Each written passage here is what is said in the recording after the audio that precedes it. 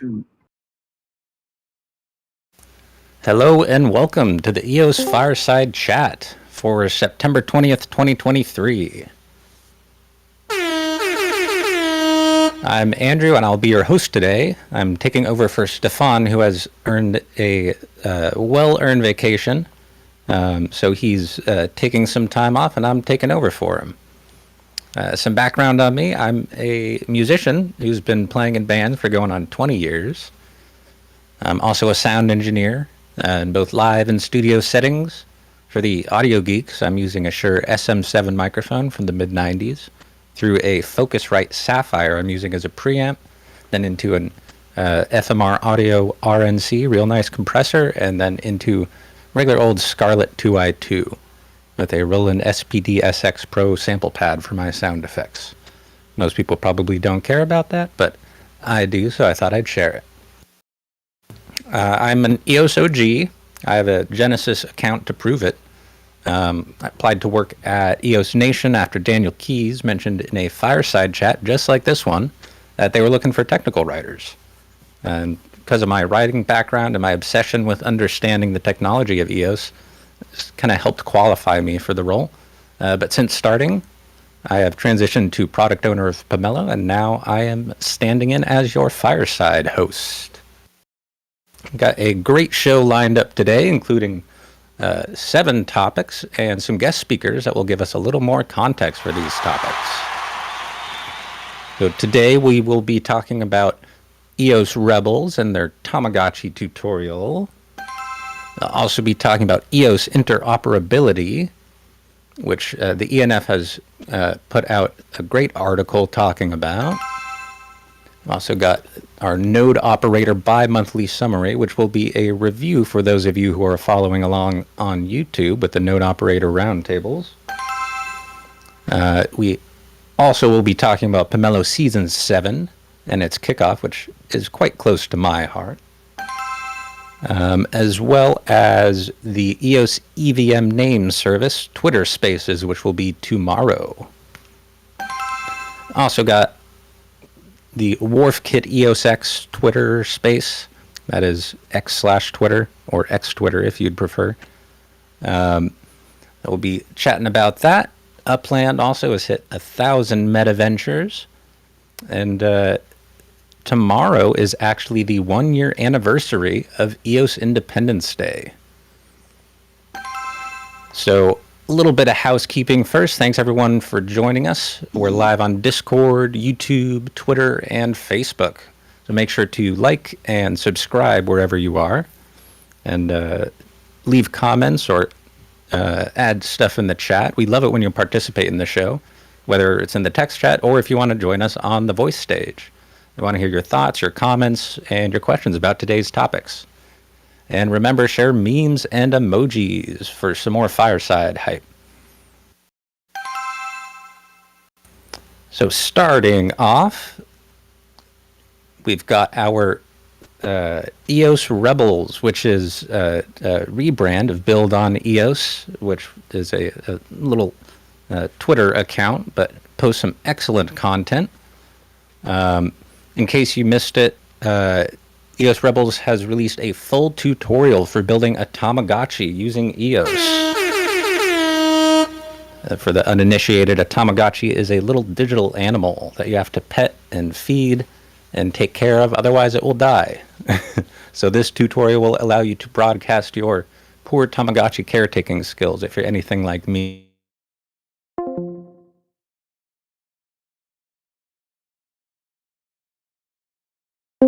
Nathan James is here. He is actually the host of this Tamagotchi tutorial. How are you doing, Nathan? I'm doing well. I guess I'll dig right into it. So since you brought up the EOS Rebels, I will start with that. This is a developer-centric Twitter account that we've been building up slowly. It takes quite a long time to build up a Twitter account from scratch. And we're trying not to repost things too often from the main account because it is supposed to be very developer-centric. The reason for this is that all of the algorithms off of all of these social platforms really penalize you if people see the post and don't engage with it. And we really want to make things that are very developer centric, developers would understand, and speak directly to developers. So this comes along with these tutorials that we're also starting to make, all very much aimed at driving people into the developer documentation, into the Learn portal, into these things that we've been building over the past year, which round out a very good developer journey for people coming into either the EOS native ecosystem or the EOS EVM ecosystem. This video specifically was directly aimed at the EOS native ecosystem. It was also introducing the EOS Web IDE that we've been building and recently launched publicly. So the next videos are going to be more focused on the EVM because there is a lot of material out there already for EOS, albeit some of it's a little bit old, which is why we wanted to make a little bit of a refresher course here with the new video, also talking about Wharfkit inside of the video. But there is no video content whatsoever about EOS EVM targeted at developers. So we want to cure this problem, give a little bit of SEO there, lead people over to the EVM documentation, because currently there's very little places along the internet that actually push this, get it added to some top lists, et cetera, et cetera. And the intention is for this to continue for the foreseeable future. There is I'm going to drop this here. Give me 1 second. That's exciting to hear, by the way. I'm very stoked that there's going to be more tutorials. I've not delved into the tutorial. Well, I watched the video, but didn't follow along on my own on the Web IDE. But these resources are so valuable for both bringing people in and also just sort of getting people on board into the whole understanding what building an app on crypto really entails. Absolutely. And the intention here isn't only to target crypto itself. So I just posted a roadmap that we have on the developer relations project on GitHub. This is going to be all the videos that I'll be creating over the next couple months, basically. And they're not only targeting different use cases. So to shout off a couple of these here, because this is being broadcast to some other places, there's creating an RPG inventory. The one that I'm working on right now is a to-don't app, so the opposite of a to-do app. There's a phishing game, creating a DEX, creating a social network. So these are the use cases, right? But the layered approach here for these is that we're also going to be targeting different stacks. So the one that I'm working on right now is Next.js 13. Another one after this will be Astro. Another one after that will be HTMX. So we're also targeting all of these other frameworks that a lot of developers are looking at. And we're using that as a tool to catch the wave of those various different frameworks, which are now being talked about a lot in the industry, and then sneak some EOS in there so people can be like, oh, what's this? Let's go look at this over here as well. So it's a very well thought out strategy that we're trying to accomplish here, backed by a lot of data from Google Trends and YouTube metrics. And we're really just trying to do as much as we can to bring new developers into the ecosystem. That's awesome. So I'm curious, what exactly is a to-don't app, and how does that work? So I actually just posted a screenshot about it today as I'm in the middle of creating the project before doing the tutorial. Basically, the to-don't app is you have a to-do app, and what you do is you add tasks, and when you're done with the tasks, you check it off, and that's it. They're gone forever. This is flipping that on its head, where it's saying, I don't want to do X, and then instead of checking it off the list, you tap it every time you don't do it. So I don't want to create a to-do app. Every time you don't create a to-do app, you check it off and it grows by 1. I don't want to eat pizza anymore. Every time you decide not to eat pizza, you click it and tap it off the list and it increments by 1. And then you can come back in a couple months and see, hey, I decided not to eat pizza 27 times. And the real purpose here is just to find something.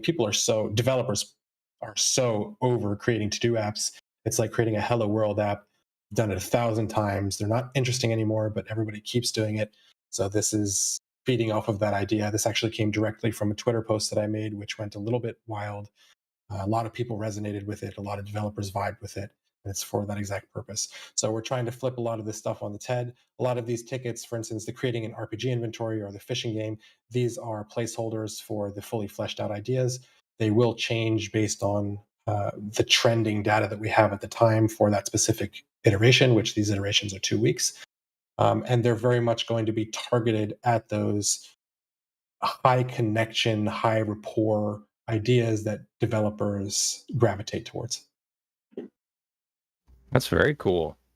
So I'm curious, what background should someone have before embarking upon this journey and following along? Presumably, they should have some sort of coding background, ideally in some of the frameworks that you mentioned. So not particularly. Though it varies in some of these, you will have to have maybe some JavaScript background, some HTML background, some CSS background. But overall, most of the guides will be intended at a very green audience. So not only green in EOS, but green in development in general, as the intention here is to teach a lot of these frameworks from scratch. So Astro and HTMX, for instance, I know most of you don't know what those are, but they're very new frameworks. There aren't very many tutorials for them. They're very hyped up right now, but there just isn't a lot of material for it. So being able to create those very beginner guides alongside also development on EOS gives us access to those new developers who are looking to get into those various frameworks and tap into that community. So for the most part, it is going to be aimed at greener developers. You'll be able to onboard even if you have little to no knowledge. But for some of the things later, so there's things like creating a decentralized exchange or upgrading your smart contracts, they will require either knowledge in what an exchange is, how they work, some of those mechanics. It won't dive too deeply into that. Or if we're talking about upgrading smart contracts, there will be some requirement of knowing Solidity before that point.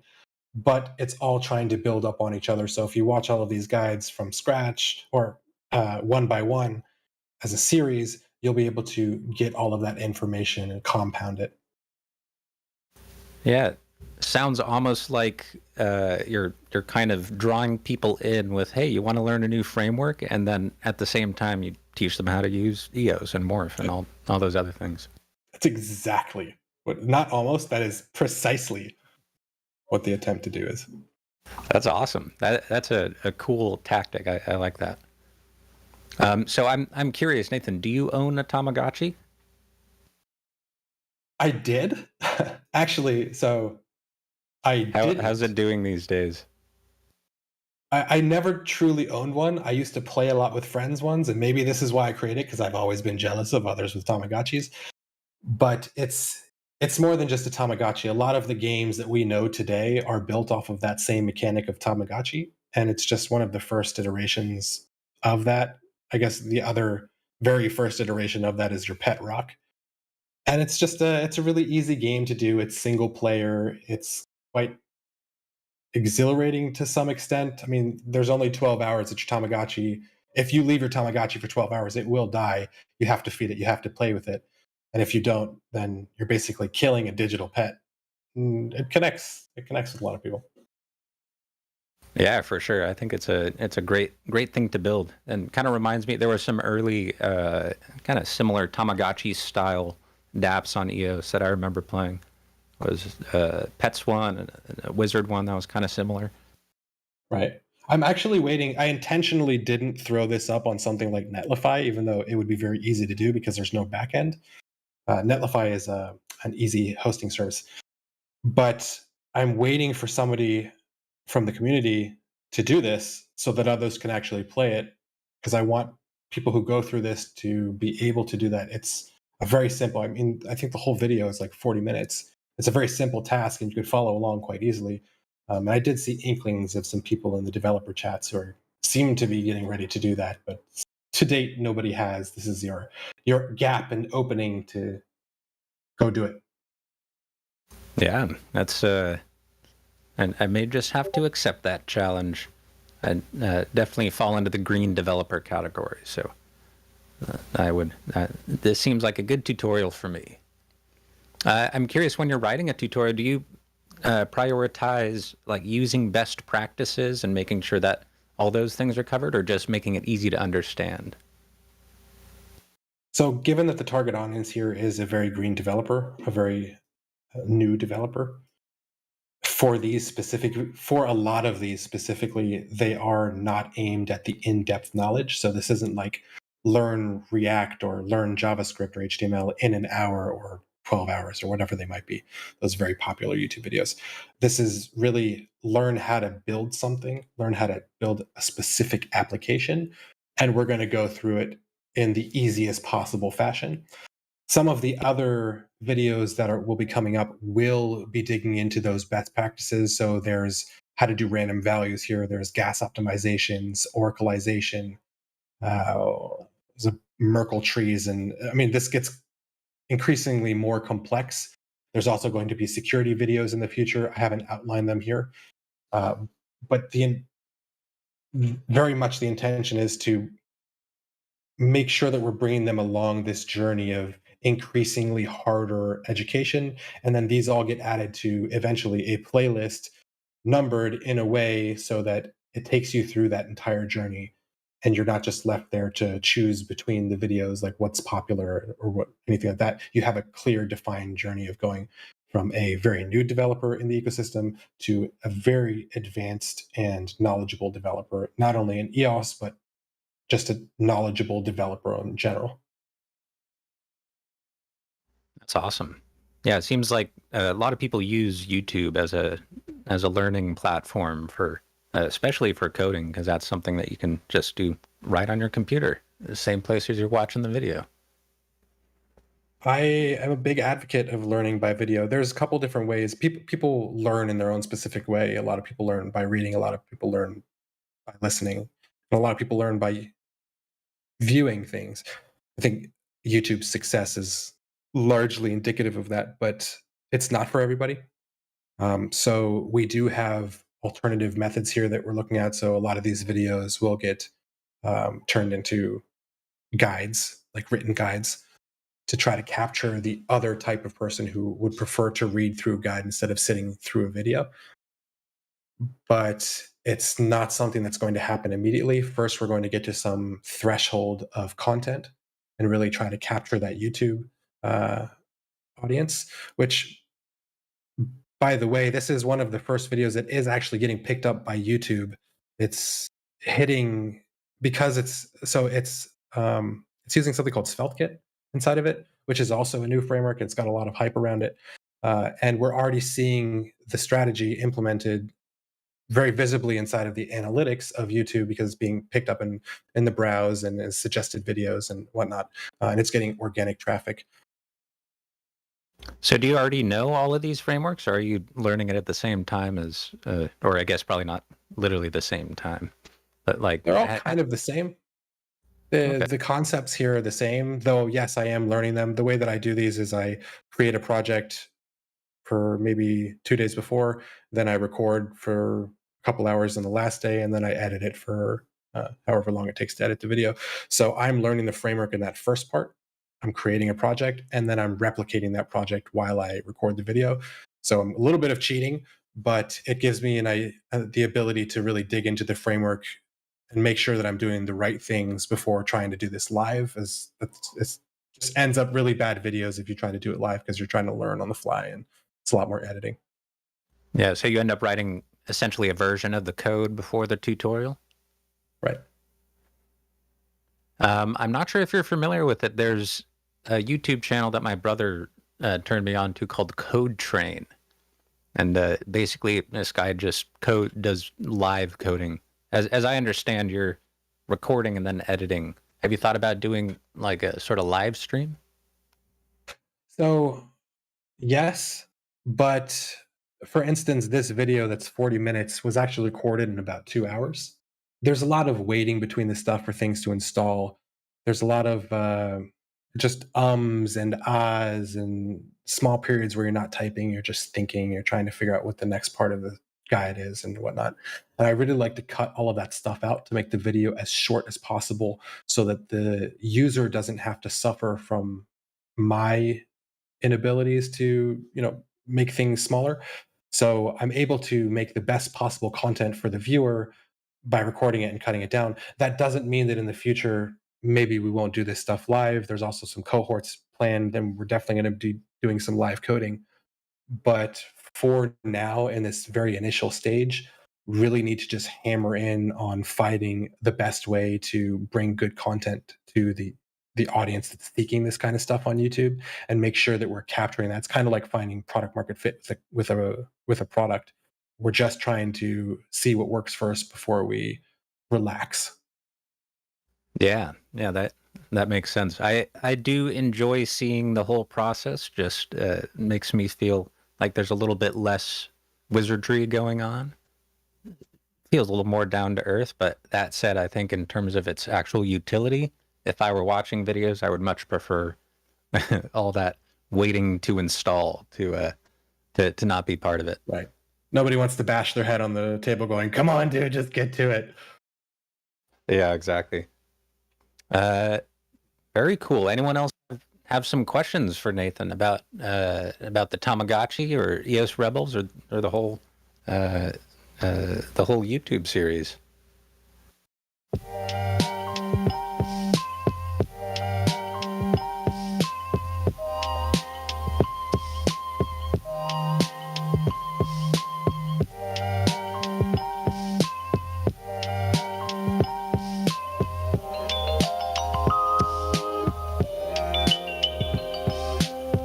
I think we're going to need a Tamagotchi insurance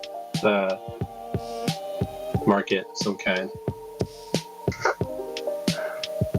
Tamagotchi insurance market, as in case your Tamagotchi dies? Yeah, exactly.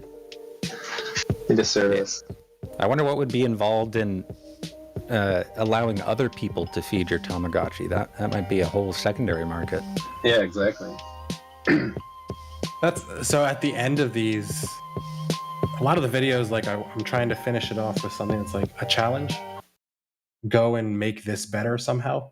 And I think a lot of the ideas behind these can easily turn into apps. For instance, this Tamagotchi, there's no way that you make money with it or make it into a profitable business or really make it profitable for users. It's just a fun game at the moment. But there are very clear ways you could turn this into a true product from a business perspective.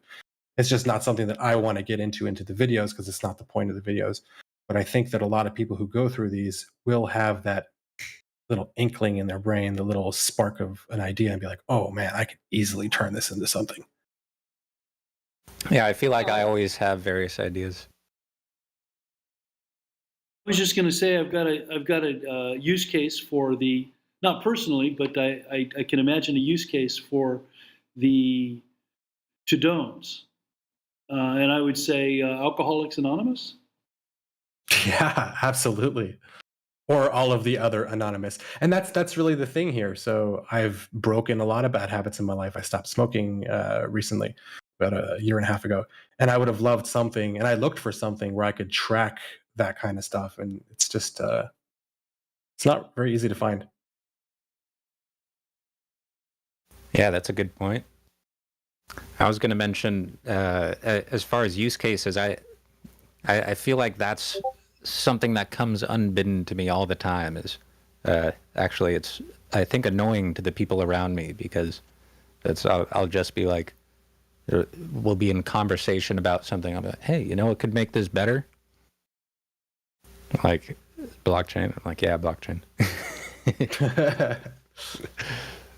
But as I mentioned, I'm a green developer, so it's mostly just ideas in my head. It would be cool though if I could, maybe if there was like a live coding live stream, and I could do suggestions for what you should build next, and then I can just copy it,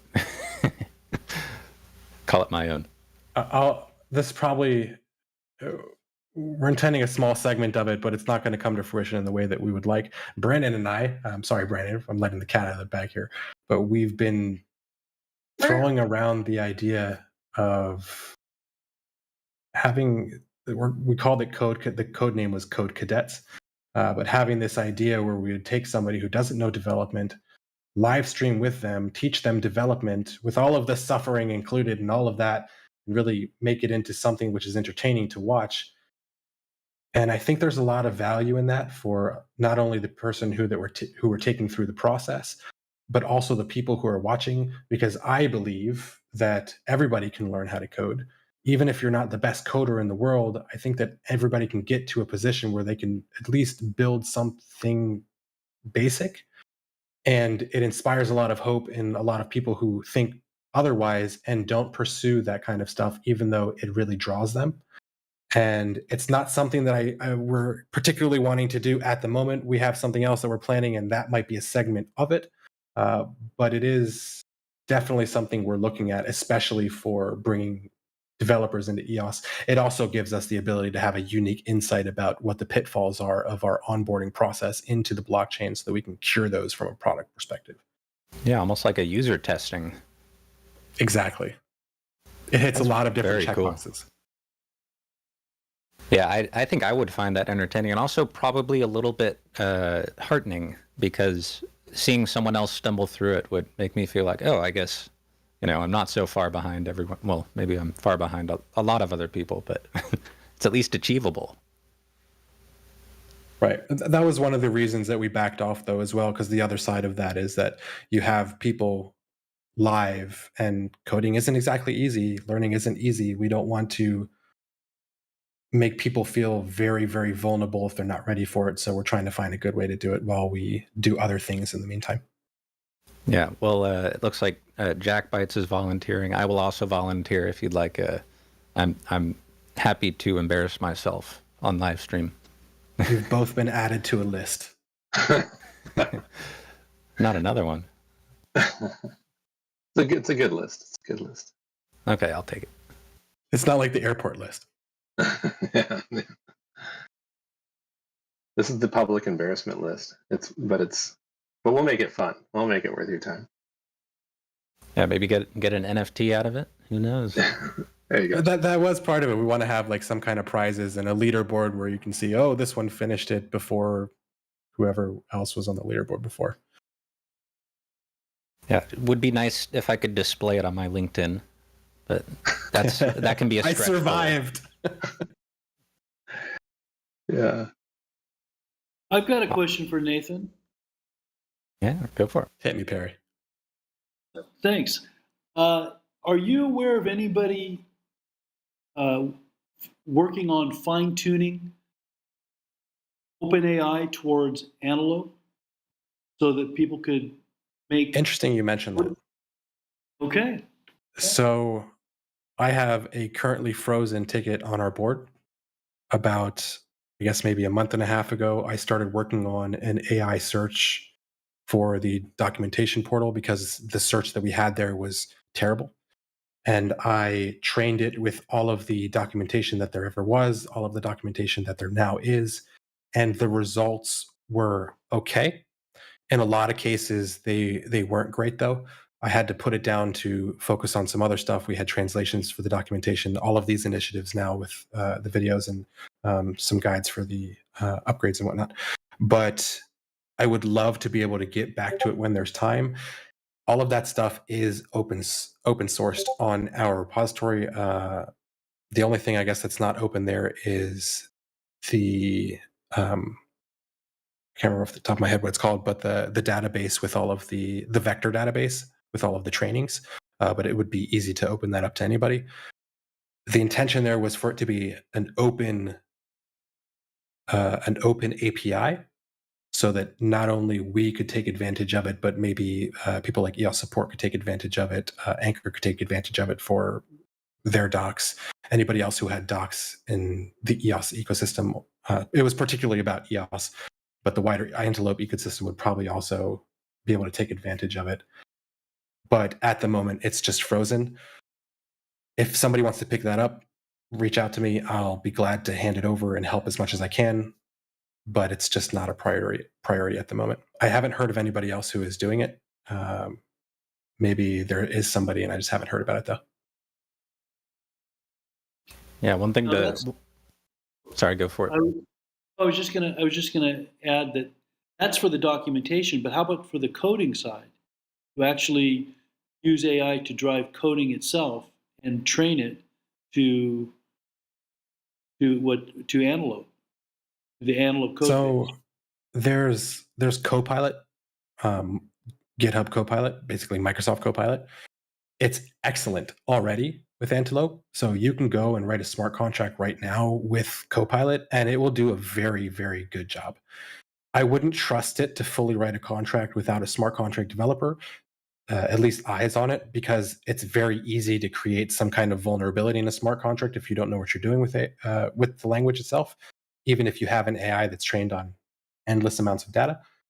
But every single developer, yeah, exactly what Aaron's saying right now in the chat, every single developer that's currently working on EOS smart contracts, that has worked on EOS smart contracts in the past and will work on smart contracts in the future, is training Copilot for EOS smart contracts or Antelope smart contracts, because they're basically the same thing.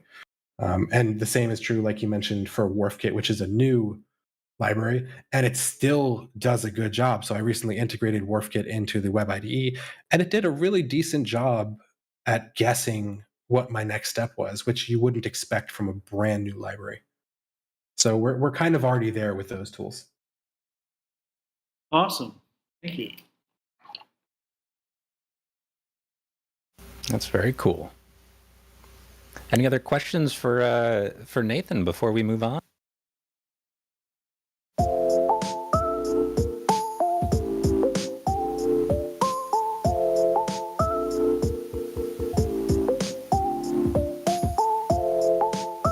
Had a little DJ move in there.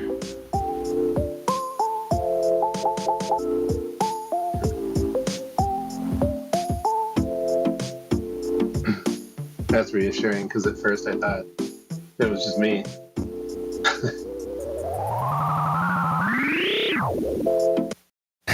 All right. Nice. Well, thank you very much, Nathan. I appreciate you joining us and giving us a little bit more insight on sort of what you're working on with EOS Rebels and these YouTube tutorials. I'm very excited to follow along. Thanks for having me. All right, moving on to our next topic, which is an article released by the ENF on interoperability on the EOS network. So this is a great article. I highly recommend it. I think it was, if I'm not mistaken, written by our very own Brandon Lovejoy. But it highlights the need for decentralized systems to prioritize interoperability between chains. Here's a good quote. "The future of Web3 will not be dominated by a single blockchain, but will instead be a network of multiple blockchains, each serving specialized use cases and communities. This future ecosystem of value will involve a web of interconnected blockchains that share liquidity, data, and users." Also highlights the importance of oracles, like the Pith network, which joined us on last week's Fireside Chat. You can check out the replay on YouTube, which I have a link for, and I will drop in the chat.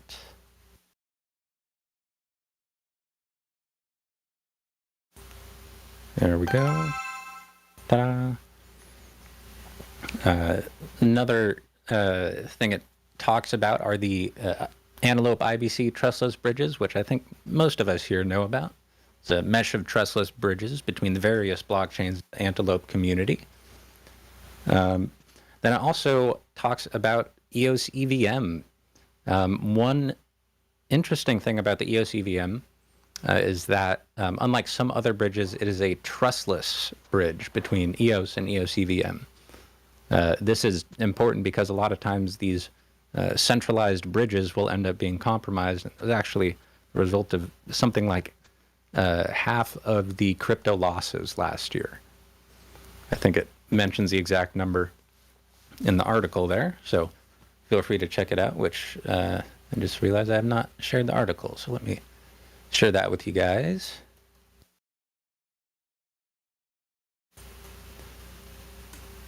All right. One thing I was excited to learn about was the sort of future plans of EOS EVM. So there's already the USDT bridging, which is kind of the first stage. In the first stage, the focus will be on building a minimal foundation to support the transfer of any EOS IO token compatible tokens like USDT. But this foundation will later be expanded to support more complex IBC-like communication mechanisms. And this is sort of a two-stage development approach. so that we can strike a balance between having something immediately usable and being able to extend it into the future. So I don't know if anyone in the community's got any additional insight to add on interoperability on the EOS network.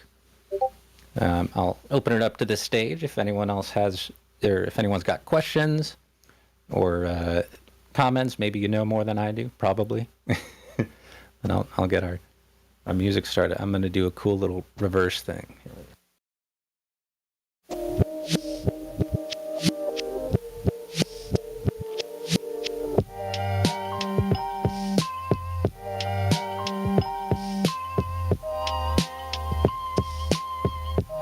It's partly an excuse for me to play with my drum machine here.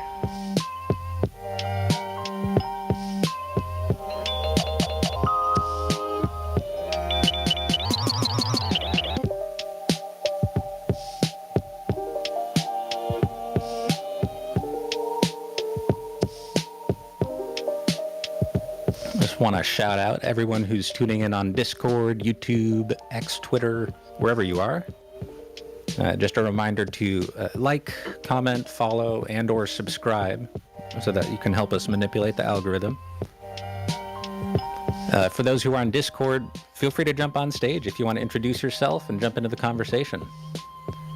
And also feel free to post emojis, memes, any questions you have in the chat. And one more item, don't forget to claim your POP tokens in the PopBot chat in Discord. I am always trying to get POP token number 69. We'll see how that's working today. But now everyone's probably going to be competing with me. We're at 50. All right. I've still got time.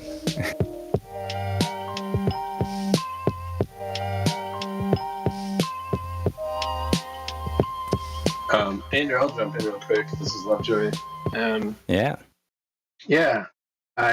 On this topic of interoperability, I mean, there's a lot there. It's a lot to unpack.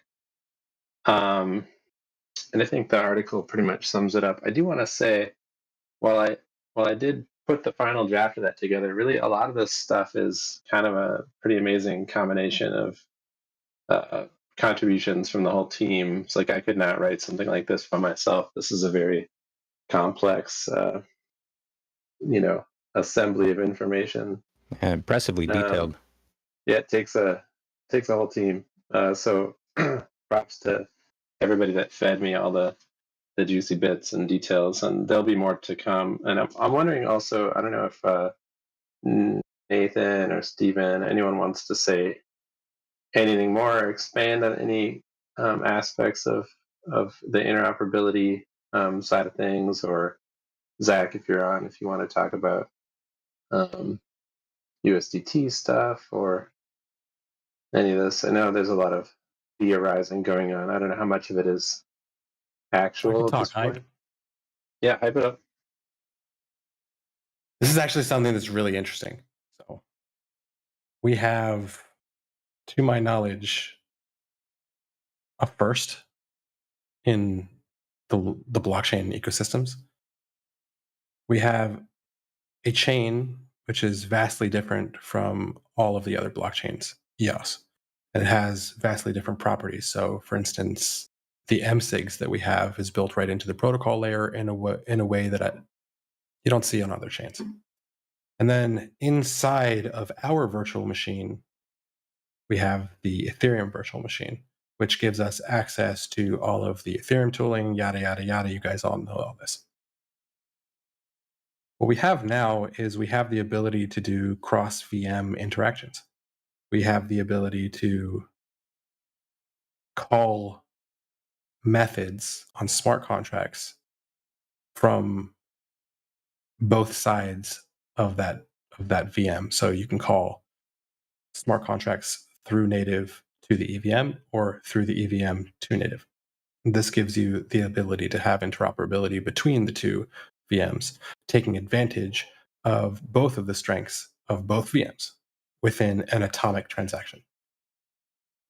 We also have the ability to get data currently from one side, so you can get data on the EVM from the EVM on native, or maybe the other way. One of them is missing, and I don't want to dig into whether that or not that's possible. That the engineers should chime in on that if and when they're ready. But we have 3 out of 4 of the possibilities, the total possibilities that you can ever have between 2 EVMs interacting with each other.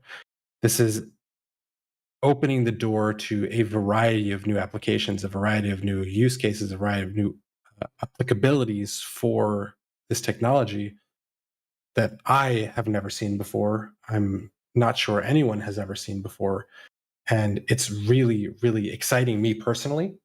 And it's exciting a lot of the people within our team because we kind of just are starting to realize the power of this, the opportunities of this, and figuring out what kind of new things can be done with this stuff. So the USDT bridge is an example use case of this actually happening, but it's not the final use case. It's just one use case. There's somebody currently in the developer community, I think it's Javiz, who is working on MSIG control of an EVM smart contract from EOS native. So they're going to be able to have the security of our multi-sig account structure to control the updates of a smart contract on the EVM. The other way of doing this on an EVM, for instance, is way more complex. It's a lot of code, and it's nowhere near as flexible as what we have on native. So it makes sense to have this kind of synergy between the two chains. And that's just one example use case out of an infinite amount. This is kind of like, music, you have 7 notes that you can make anything with. So it's really cool technology. I'm really excited for it, as are a lot of the other people who are starting to really dig into it. And we'll see what comes. That's very cool. I'll chime in as well, just right quick to kind of circle back to what Brandon had said, as well as you, Drew, in terms of the purpose of that original article being about kind of these different specializations across different networks and being able to tap into, the strengths of each, to wherein it's not like a 1 + 1 = 2, but 1 + 1 is greater than 2 in these scenarios where ideally we're able to leverage the native functionality of each respective network to draw in the quote unquote power or net benefit that they possess, just like how there's been plays here with EOS EVM being introduced this compatibility with the whole network and community of users, developer-based tools, etc. A lot of the performance and computing power, as well as some of the native functionality of EOS, as Nathan mentioned, MSIG specifically, are just some of the early ways that we can start to think about this intercommunication of not just reading, but also, as mentioned, calling different functions. And I think that one thing that's not mentioned here that's also sort of like an exciting thing to think about is like not just playing into or drawing from one given strength, but how can we actually combine these things, or what are some new ways in which we can combine these states to have some sort of summative state that we can communicate around or use in unique ways. So very early days, which is why I was trying to stay quiet, but it is some exciting stuff for us to be exploring. I'm curious. Oh, yeah, go for it. If I could first jump in with just a point of clarification. Nathan, you mentioned like 2 VMs talking, and I guess either Stephen or you could probably comment on this. I don't think people are used to thinking about the EOS VM, the EOS virtual machine. We always think of the Ethereum virtual machine. Perhaps one of you could enlighten us as to like the origin of the EOS VM, or like what makes it a VM, that kind of thing. Why we're now talking about cross virtual machine communication, or what the heck is that anyway? Well, I mean, everything on EOS runs in the EOS VM, right? So the system contracts, the token contract, the way that a blockchain works, excuse me, the way that a blockchain works is you have a virtual machine which is able to run instructions and do this in a deterministic way. And everything that we do on EOS is running inside of that VM. It's called the EOS VM. And what the difference between that VM and the Ethereum VM, the EVM, is that the EVM runs inside of our VM as just another smart contract, right? So we use this analogy of an emulator, like a Super Nintendo emulator or something like that, where we have our PC, let's say a monster PC with a 4090 and an i7 1 million, whatever, right? 100,000 gigabytes of RAM. That's our VM. And then inside of that, we have this SNES game that's running, and that's the EVM. The comparisons aren't really exactly correct, but you get the idea about the differences in the raw capacity of these two different virtual machines. So what we're used to is everything that our lives have run in is inside of this big machine, big, powerful, beefy machine that is the EOS virtual machine. And now we just have another type of virtual machine living inside of that, running inside of that bigger machine. So I'm curious, does that mean that there is a smart contract on the Ethereum side for the EOS EVM? On the sorry, can you restate the question? Is there a smart contract on the Ethereum side that basically allows communication between EOS EVM and the Ethereum network? So this has nothing to do with Ethereum as a network specifically. The Ethereum network runs just like ours. The EOS network runs with the EOS VM. The Ethereum network runs with the Ethereum VM, and we've taken the computing that makes up that virtual machine and emulated it within the EOS VM. So this has nothing to do with the actual EOS or the actual Ethereum network. We're just running a computer, an Ethereum-like computer inside of our computer. Okay, so if I'm on the Ethereum network and I wanted to bridge some tokens, that would involve a specific token bridging contract? That would need a third party, right? And the equivalent of this, for instance, if you wanted to try to take our virtual machine and run that on Ethereum, it's just not possible, right? So that's the difference between the two sides. But it is a completely different network. If you wanted to bridge tokens from Ethereum to EOS, that's a very different concept than what we're talking about specifically when we're talking about cross VM transactions. I see. The So VM is more for when you're using your code from, let's say, an Ethereum contract. You can just port that right over. Right, but I'm not sure. Maybe the article that you're referencing actually does talk a little bit about that. If maybe Brandon wants to. I don't know if it did get into that or not, but I mean, it does mention IBC, and that's perhaps where like things get a little interesting, because in that article or another article, we did drop the. I mean, Guillaume really. I think it was in the webinar that Guillaume mentioned it was possible, and people are interested, and they were looking at doing trustless IBC between Antelope chains and Ethereum. And so that would be your trustless bridge between the actual networks. But what we're talking about, go ahead. We did actually do a thread about this on the EOS Rebels account where we dug a little bit into the technicals of how this works and the problems that were introduced with things like multi-chain. So it's not just multi-chain specifically, but the way that multi-chain works as a third-party bridge, kind of like a middleman. And that isn't the case with the way that our IBC works. So there is a middleman, but anybody could be that middleman. What's actually interesting there is the ability to prove that stuff without having to have somebody in the middle with keys saying, hey, I'm going to lock stuff up over here and mint stuff over here, right? It's just not the same. It's not the same concept. And that concept that we're using, the inter-blockchain communication protocol that was created by the UX team, can in the future become applicable to other networks like Ethereum or Bitcoin. This is what we were discussing on the IBC webinar.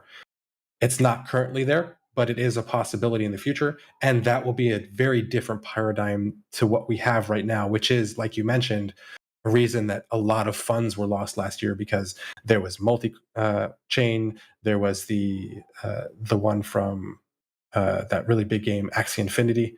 There's been a bunch of these over time that have suffered due to the centralization aspects of those bridges. And that's just it's not the same concept here. So Yeah, two and interesting things that we're talking about. I was also going to go back to Drew's question just related to like Ethereum itself versus EOS EVM, and just bringing it back to everybody on the call, that when we say that EOS EVM is effectively like running on top of EOS, there are transaction hashes that are associated with the EOS EVM. However, all of that transaction data is also logged to and referenceable and has a transaction ID associated on EOS as well. And that's part of why this communication is capable of not involving additional trust. It's basically that like everything is using EOS to basically publish the state forward. Right. So it might look like you're interacting with an EVM, with an Ethereum application. If you're interacting with the EVM, with the EOS EVM, you'd be playing an app and you're signing it with MetaMask and you're doing all of that stuff. But under the hood, what you're actually doing is you're sending an EOS transaction to a node that wraps it that wraps the Ethereum transaction in an EOS transaction and sends that to the EOS network, not an Ethereum network. And for those of you interested, we have a piece of code that Nathan helped modify and update that's called EOS EVM Miner, and that's what's performing the transaction wrapping moving forward. There was historically something called transaction wrapper or like TX wrapper, but that's what's happening there for anyone curious. And you too can become a miner. It's true. Do you need an APC, or is that what they call it? Do you need a special mining hardware to do that? It's We actually very need lightweight. 69 Ethereum. Only 9. You have to hold it no, for 420 days. For the memes, sorry.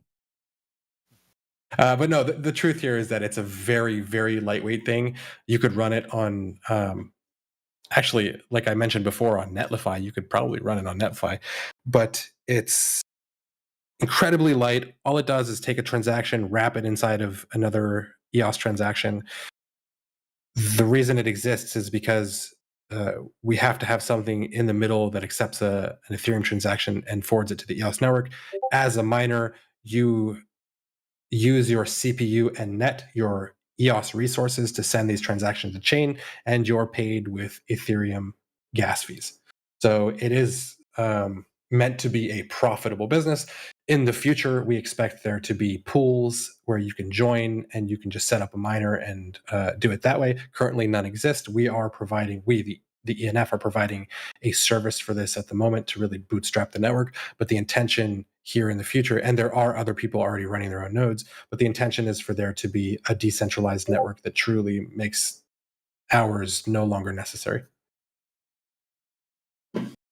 So as far as return on that, am I going to get more than in Rex? Rex is very, very low returns. You'd have to, At least on you'd have to math it out. Yeah, all right. I'll do some back of the envelope calculations. I see a question here from Jack Bites. It sounds interesting. I saw somewhere that ordinals are transported to EVM MetaMask. I wonder if we can use this IBC to tap into the Taproot tech through the EVM system, or maybe directly into the Bitcoin chain. So I don't have that much background on that, but I'm also very interested. To ask. Yeah, makes sense. Yeah, maybe coordinate that offline. I'm not sure if he's in the call today. That's fine.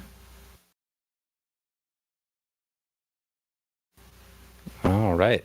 Anything else on our IBC interoperability discussion here before we move on?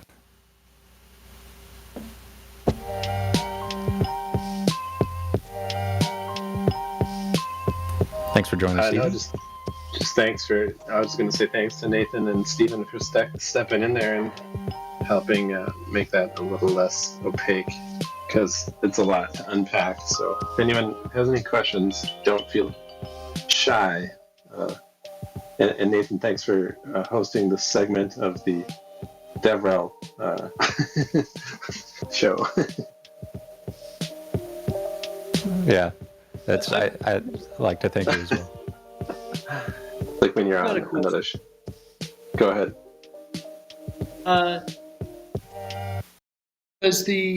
Does our EVM have the ability to communicate with every EVM created out of the box, or does that have to be a deliberate coding to that EVM?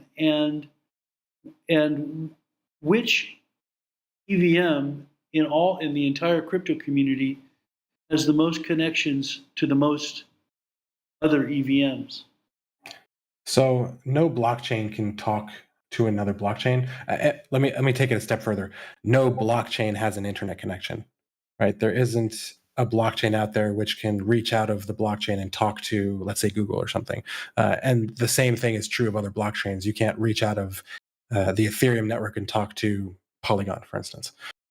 That's the reason that we have oracles. So oracles take data from outside of the blockchain and push it into the blockchain. So to answer your question, 0. But there are other mechanisms to do this. There are middlemen like multi-chain who take information from one chain, do their processing, go to another chain, and do something there. So in the case of multi-chain, they lock up a token on one chain and then mint a token on the other one. And then maybe in the future, they lock it up on the one that they did after and they bring it back. And there's lots of use cases for this. You can move plenty of things over chain, data, NFTs, tokens, whatever. But none of that happens from inside of the chain. It always, if I'm not mistaken, 100% of the time happens from outside in. So the answer might be multi-chain has the most connections to the most other protocols. I would say if you want to look at it that way, Chainlink probably has the most connections to the most protocols.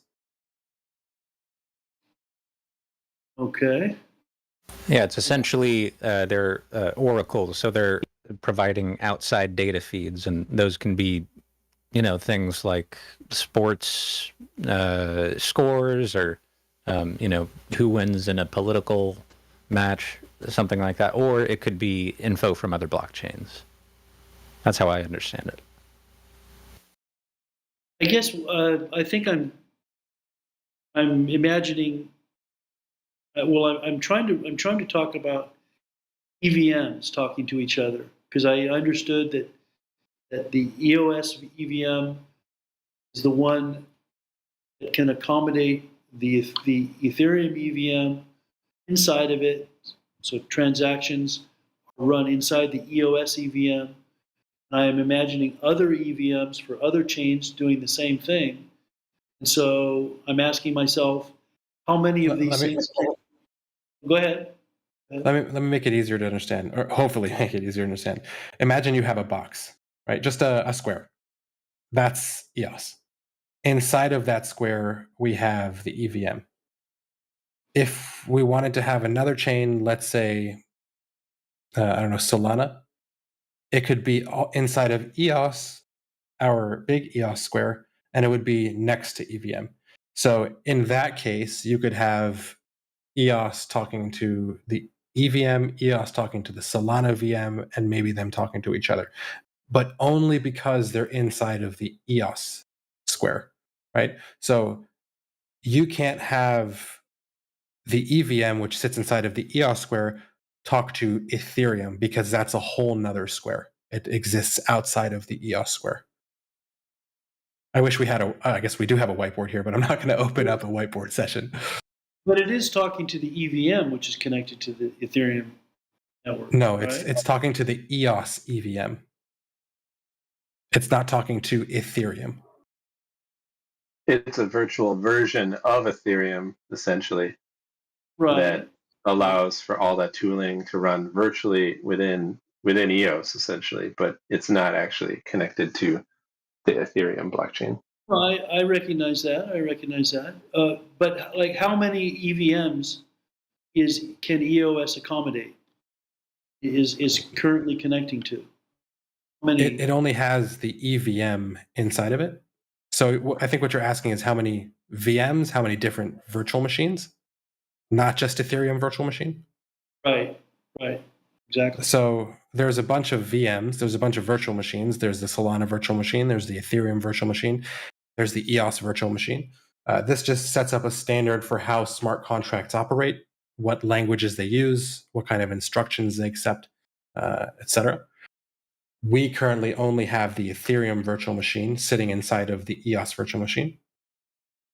It's theoretically possible for us to have all other types of virtual machines inside of the EOS virtual machine.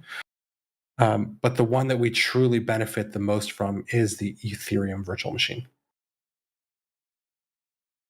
I feel like a good metaphor might be operating systems. So on my computer, it's a Mac, but I have Windows installed. I can boot up into Windows, but Windows can't read the disk sort of formatting type that Apple uses. So as far as Windows knows, Apple doesn't exist on my computer. However, if I were to open up Parallels, which would open up a session within the Mac operating system, then it's got all of the sort of software connections in there such that I can maybe access my files within Parallels. So that in that case, Parallels would be like the EOS EVM. And if you were to go over to Ethereum, that would be like booting into Windows. It doesn't have that connection because you need to have the sort of EVM within whatever ecosystem you're currently connected to. Okay, thank you. Appreciate that. Yeah, this is a very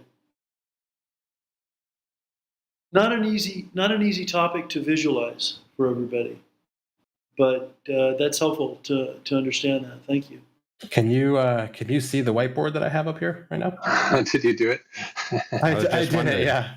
I saw Where, the activity button. I thought you might be How turning do down a you- whiteboard. How do we get there? Yeah, how do we get there? I have no idea. I'm looking around. It's like a treasure hunt now. Find the whiteboard. Click join activity. Yes, if you go down to activities at the bottom with the rocket ship, you'll see a bunch of Rocket ship. options, but one of them has the join activity button. No. Oh, it has a join activity there. Or you click on the video screen when you click on void chat. Not the Oh, yeah, chat okay, itself. Top left There you there. go. Right. We ended up in a Voice. whiteboard session after all. So for those of you that are in this, I'm sorry for my really terrible drawings. I don't have a pen. But the concept here is that we have two distinct blockchain networks. We have EOS, and then we have Ethereum. And these are just completely separate networks on the internet, right? Inside of EOS, we have the EVM, which mimics Ethereum, but is not Ethereum. And it can talk to EOS, and EOS can talk to it, but it cannot talk to Ethereum.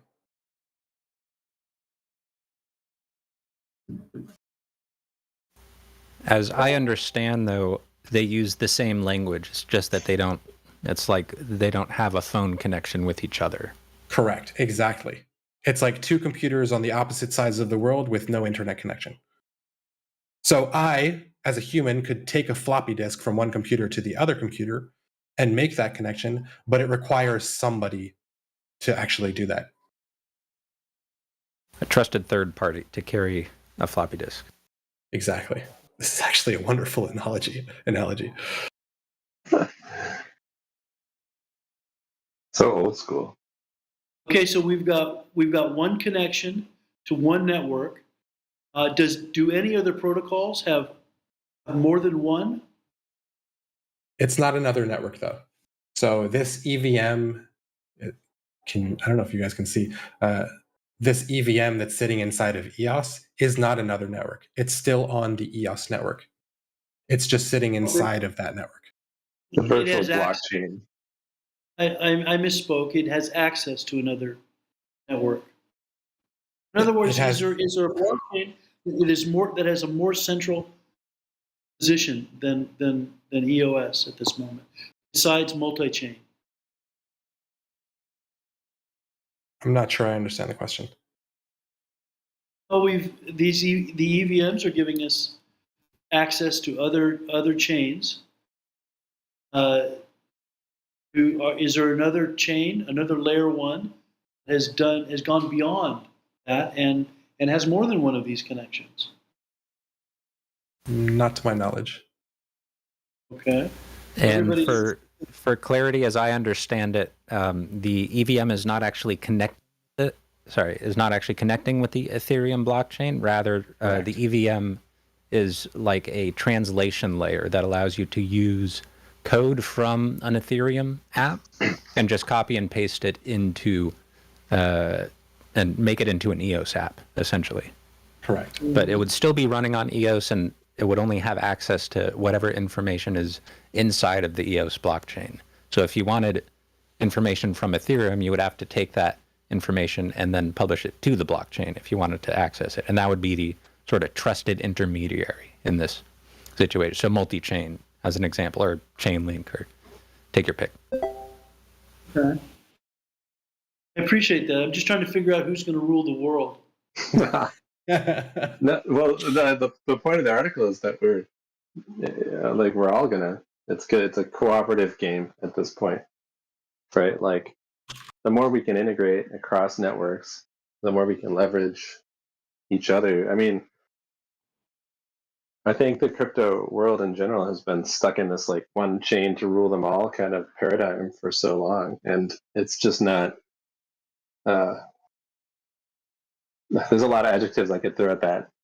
At the end of that sentence, it's not wise, you know. Like, if you look at the traditional systems, like, just massively, you know, outscale us in so many different ways. Blockchain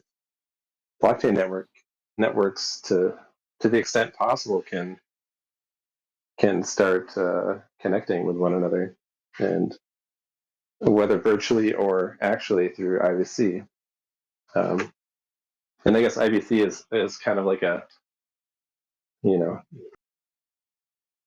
a complex sort of solution for, yeah, when you're like destroying a token on one side, or like wrapping a token on one side, and I don't know, that gets a little dodgy, or at least it's dodgy for me to try to explain how that starts to look with more than two networks connected that way. But I don't know if we're exhausted with this topic or not, but to me it's, and maybe this has been discussed before, but which is the superior strategy, IBC or virtual machines? They're non-competing, so they're serving different purposes. So if we wanted to continue this diagram here, for instance, we could have please continue the diagram. yeah, we Well, have I can't see all of it. IBC. It's like hiding. You can hold your middle mouse and scroll down. Oh, look at that! By golly, oh, I can even pinch and zoom. So we have IBC, which can take information from one chain to the other. This, I think, is what you were actually asking. So IBC can take information from EOS to Ethereum, right? Or from EOS to Wax, or from EOS to Telos or UX Network, or any of the other Antelope chains. That's the real target right now. But eventually, it will be able to take from EOS to Ethereum, or from Ethereum to EOS. And then what we were talking about before is simply here within the EOS box, the communications. This is inter-VM communication, and IBC is inter-blockchain communication. Yeah. And theoretically, you could take information from the EVM to the EOS VM and then out. or the other way too, Right. theoretically. Well, yeah, but it's the same as taking it from the EOS network. It is just a Right. smart contract that lives on the EOS network. Right. Is it true?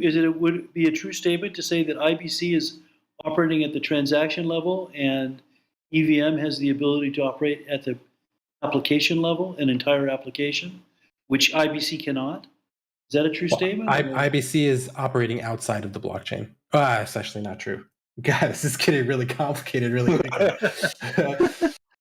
IBC is actually working on both. So it's working in the transaction and application layer.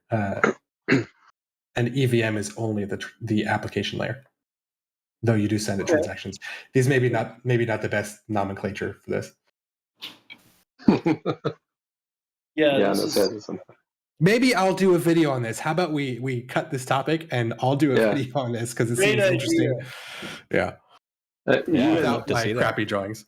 I want you and Guillaume to jam on this, and that'd be fun.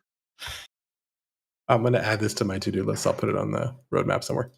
I want an actual whiteboard or a chalkboard, in real life with you and Guillaume, on a beach in Costa Rica, and a 4K camera. I think that's what we need to do to really explain this properly. This is actually what my handwriting looks like. I do have a pen. Beachside whiteboards. Yeah, I feel like beachside whiteboards are not a popular enough move. Yeah, seriously. Come on. That channel writes itself. Beachside whiteboards. I love it. Exactly. Yeah, there you go. New show, new segment for the show. All right. Awesome. Well, thanks so much, Nathan, for helping illuminate that. I think the whiteboard was very helpful. Sorry for all those who were not able to see it, but there's a screenshot in the chat if you'd like to. I do have a question. Uh-huh. How in the world do I get out of the whiteboard? Seriously, I'm stuck there too. I can explain IBC and virtual machines, but I cannot for the life of me find my way out of the whiteboard. Yeah. Grid. You got to hit the red button. Oh, the grid button at the top. There you go. Top right. Oh, okay. It's right where the disconnect from the call button is on PC. It's okay, I'm going to need you to power down your computer. Yeah. Let me quit Vim. Can you see the whiteboard 3 minutes, 54 minutes elapsed? There's a door where you can leave the room, kind of. I thought it was disconnecting from the chat because that's exactly where the disconnect is after you click it. Oh, yeah. Whew. We made it. Sorry. We made it back out of the whiteboard. Okay. Some of us. Uh-oh. Sorry for all those who are still stuck in the whiteboard. No one Feel left free to behind in the whiteboard land. Hey, it might come in handy again to be able to go back to the whiteboard. So. Awesome. Well, thanks, Nathan, for that additional help understanding, and thanks, Perry, for your great questions. Those are, I think, help everyone understand a little bit better. Glad I'm not making everybody crazy. All right. So I think we can move on to the next topic now, which is the node operator bi-monthly summary. So that's twice a month, as opposed to every 2 months. There's lots of recent discussion around disabling deferred transactions. Let me post the article here. Not used to the workflow. Seem to be forgetting that a lot. So if you'd like to check it out, here is a link to the bi-monthly node operator roundtable summary. But yeah, big priority for node operators has been a sort of preemptive disabling of deferred transactions. Deferred transactions, I don't know too much about, but what I do understand is that they are they sort of open up an avenue for potential exploits. And anyone is glad to correct me on that if I don't necessarily have that right. But I've found the best way to get the right answer on the internet is to say the wrong answer and wait for someone to correct you. So here we are. As of now, BPs have disabled deferred transactions on EOS. It is not yet disabled in the software, so the idea is Leap 5 will be disabling deferred transactions entirely. However, the first stage of that is for the node operators to individually disable them and then make sure that it doesn't cause any issues with anyone's dApps. Shout out to EOS support. They played a key role in communicating this information with dApps to help them phase out any deferred transactions. And they're also the ones who wrote this article, so shout out. Some additional stuff, if you'd like to check it out in the article. Node operators were given the opportunity to voice their wish list for features, which I'm always interested in hearing, but I'm a total geek, so that comes with the territory. Some examples are like a node status monitor, so that you can your node can keep track of how well it's doing, as well as some block producer signing key improvements. So you can delve into those if you're interested in that. I know I was, but it's we've had enough deep dives maybe already. We'll see. Depends on what your guys' appetite is. And in addition, some also expressed a desire for some more robust documentation. And what I'm excited about is I've been watching these node operator roundtables. Again, a total geek, so that's right up my alley. And so far, I've been very impressed with the level of responsiveness of the ENF core developers. So they put on these node operator roundtables and listen to feedback, and oftentimes will incorporate that feedback. It's very cool to see, especially given I wasn't there, but I've heard stories of sort of the previous code maintainers and their unresponsiveness to various requests from block producers and other node operators. So it's very cool to see that the developers are taking in sort of customer needs. That's sort of how you run a good product. On that note, there was also some discussion about some new features in Leap 5.0, like the separation of block proposer, consensus leader, and block finalizer roles, which we've talked about in this fireside chat before, and the signing key structure involved, which is another one of those geeky block producer considerations, but one that I find interesting. Yeah, any thoughts? Any Leap 5 features you're curious about? Feel free to share. I'm particularly excited about instant finality. That I think is going to be a game changer, especially for IBC, because instead of waiting 6 minutes for your finalized transaction, it just happens lickety-split. I'll open it up. If anyone's got some questions, I will be happy to try and answer.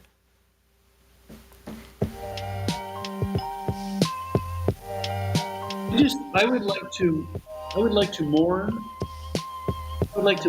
the death of the delayed transaction. I'm wearing black. It's unfortunate that we're going to lose that, because I think a delayed transaction is the building block, as I understand it, is the building block of a subscription model. And I think it seems like my intuition tells me that the perfect place for that would be at our base layer. And I think I asked the question before in the previous fireside why it was being let go, and it seemed to be a technical problem, technical issue. I'm wondering if any layer one will pick it up, because having the ability to create subscription payments as an application, and the ability to participate in that as a user, seems to be would be a huge benefit and differentiator for our community, for our blockchain. So if anybody knows of why we did that and if it will be replaced anywhere anytime soon, that would be interesting information for me. So delayed response for me is part of a subscription model. Thanks. So I did say this here in the chat. I would love to see a subscription model. It's something that I would love to see in any blockchain, really, because it's definitely the catalyst for a whole variety of other applications. It's deferred transactions wouldn't be the way to do it. They're unreliable historically on EOS, and it's, like you mentioned, for a very technical reason. Anybody who's ever used the refund knows that like half of the time, if not more, you're not going to get your refund. You have to go claim it manually, even though that does trigger a deferred transaction. And that's just because of the way the deferred transactions worked, and they're completely unreliable. The other part of that is, of course, that not only are they unreliable, but I guess that second part doesn't really matter. But the core of this is that they're unreliable, and making them reliable isn't currently possible with the way that it's architected, from what I understand.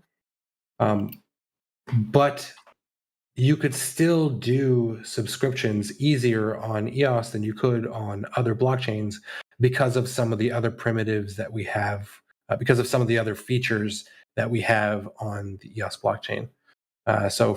Exactly. So Aaron Cox here is subscription could be made possible through more advanced permission structures. So we do have clearer paths towards that. But deferred wouldn't be my choice as a developer to do that stuff, just because I don't want to rely on something that I know has a high failure rate. Okay, fair enough. It wasn't working the way it was implemented. That's part of our life. Yeah. But how are we going to replace it? Because it seems like it would be a huge gain for us. So what Aaron, you should just come and chat, but guess I'll chat vicariously for you. Aaron Cox, come on down. One of the things that we've been talking a lot about, especially in the Wharfkit, it seems like every Wharfkit meeting we have ends in the same note, which is this concept of request for permissions, which is a way to whitelist transactions of a type. We're currently missing a couple things to make them really, really useful, and less dangerous, let's say. So for instance, the ability for us to say, I would like to do something. In the exact example that Aaron's giving here in the chat, I would give X X account permission to withdraw 10 EOS per month. But we don't have the controls to set the limitations on 10 EOS per month at the moment. We also don't have the controls to say, I would like to do this for 24 hours or any of those other kind of conditional elements. That would be an interesting direction for us to be able to go. And it's also something that we've discussed quite frequently in the context of doing whitelisting permissions. And that specifically would also open up the door for a subscription model, which could then be used for things like a Netflix or a SaaS model or something like that on top of EOS applications. When you say we, are you referring to Wharf or the protocol? The protocol would have to have those additions, not Wharfkit. Isn't there a permissions for like a time lock? Some sort of thing? They don't like quite work in the way that you would want it to work for this. So we'd want this permission to be valid for that amount of time and then invalid after.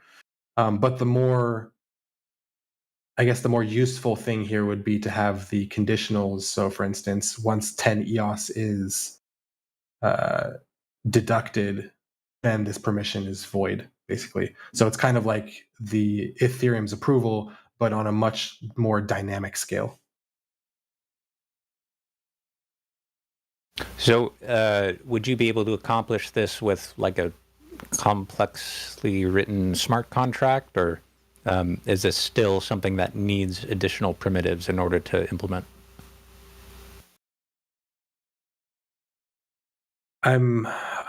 you couldn't be able to do it with a more complex smart contract unless it had. I'm trying to think through this answer while I talk, but I don't think you could do it unless it had elevated permissions, and even then, I question if that's possible. We did Or do advisable. something, or advisable, yeah. We did something a little bit similar in Ultra. I'm certain is public information now, so I'll talk about it. There's the resource model that we changed, and one of the things we did there was called a predicate. So you could pay for other people's resources directly from the chain by adding logic inside of a code, inside of smart contracts on chain. And the same style of system could be done to allow this stuff, but it's vastly different. There are security concerns here, which there didn't exist for just a resource system. Even just what Aaron is talking about, like if something goes wrong with this 10 EOS per month and it somehow allows you to withdraw infinite EOS, that's, none of us want that. So it's a much larger and more complicated system that would need to be developed. I don't know if it's currently on our radar, though we have discussed it internally in the past. But it would be the proper step if we wanted to move towards a subscription model or allowing subscriptions. Yeah, so it sounds like the better solution for a subscription model is permissions based, sort of using that kind of basic building block as opposed to turning to deferred transactions, which have been deprecated or sort of people have been discouraged from using it. I think for years now. I think since 2019, something like that. It kind of goes against the core principle of blockchain development. So there's two things that you can do in the world of development. There's push and there's pull. And in blockchain, you always want to pull. You want to interact with something in order to take something or do something or whatever. Deferred transactions are push by nature. So you did something in the past, which then triggers a job in the future. And it goes against the reliability that we expect from blockchain. And it's just caused problems.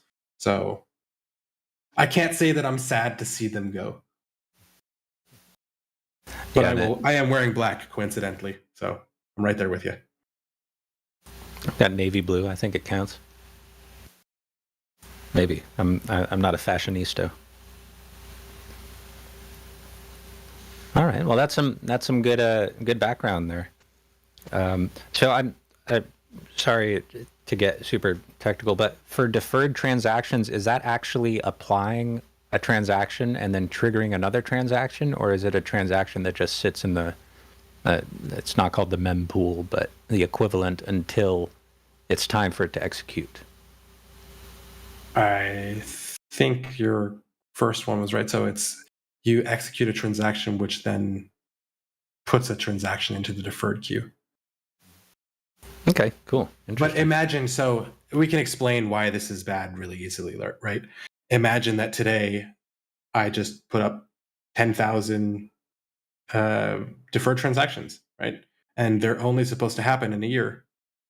Now we have this 10,000 transactions that have to sit there in this pool for a year and just taking up space, and everybody has to process them and wait for them and do all that. It's not a great system. Yeah, it sounds like it. I think, I trust ENF developers and or just kind of Antelope developers in general and their ability to kind of find the holes in the protocol and patch them. So, indeed, they're very good at game theory. Let me ask the question a different way. If all of us, and I would expect most of us here on this call, and those listening, consider crypto future, and in recent years, let's say the last decade or so, the SaaS model has become the prevalent business model, at least on the internet. How are those two worlds going to coexist in the future? So I would like to take this back for a second, right? You had asked if this is possible with a smart contract. It is technically possible with a smart contract, just not in the way that I think that you might want it to be done.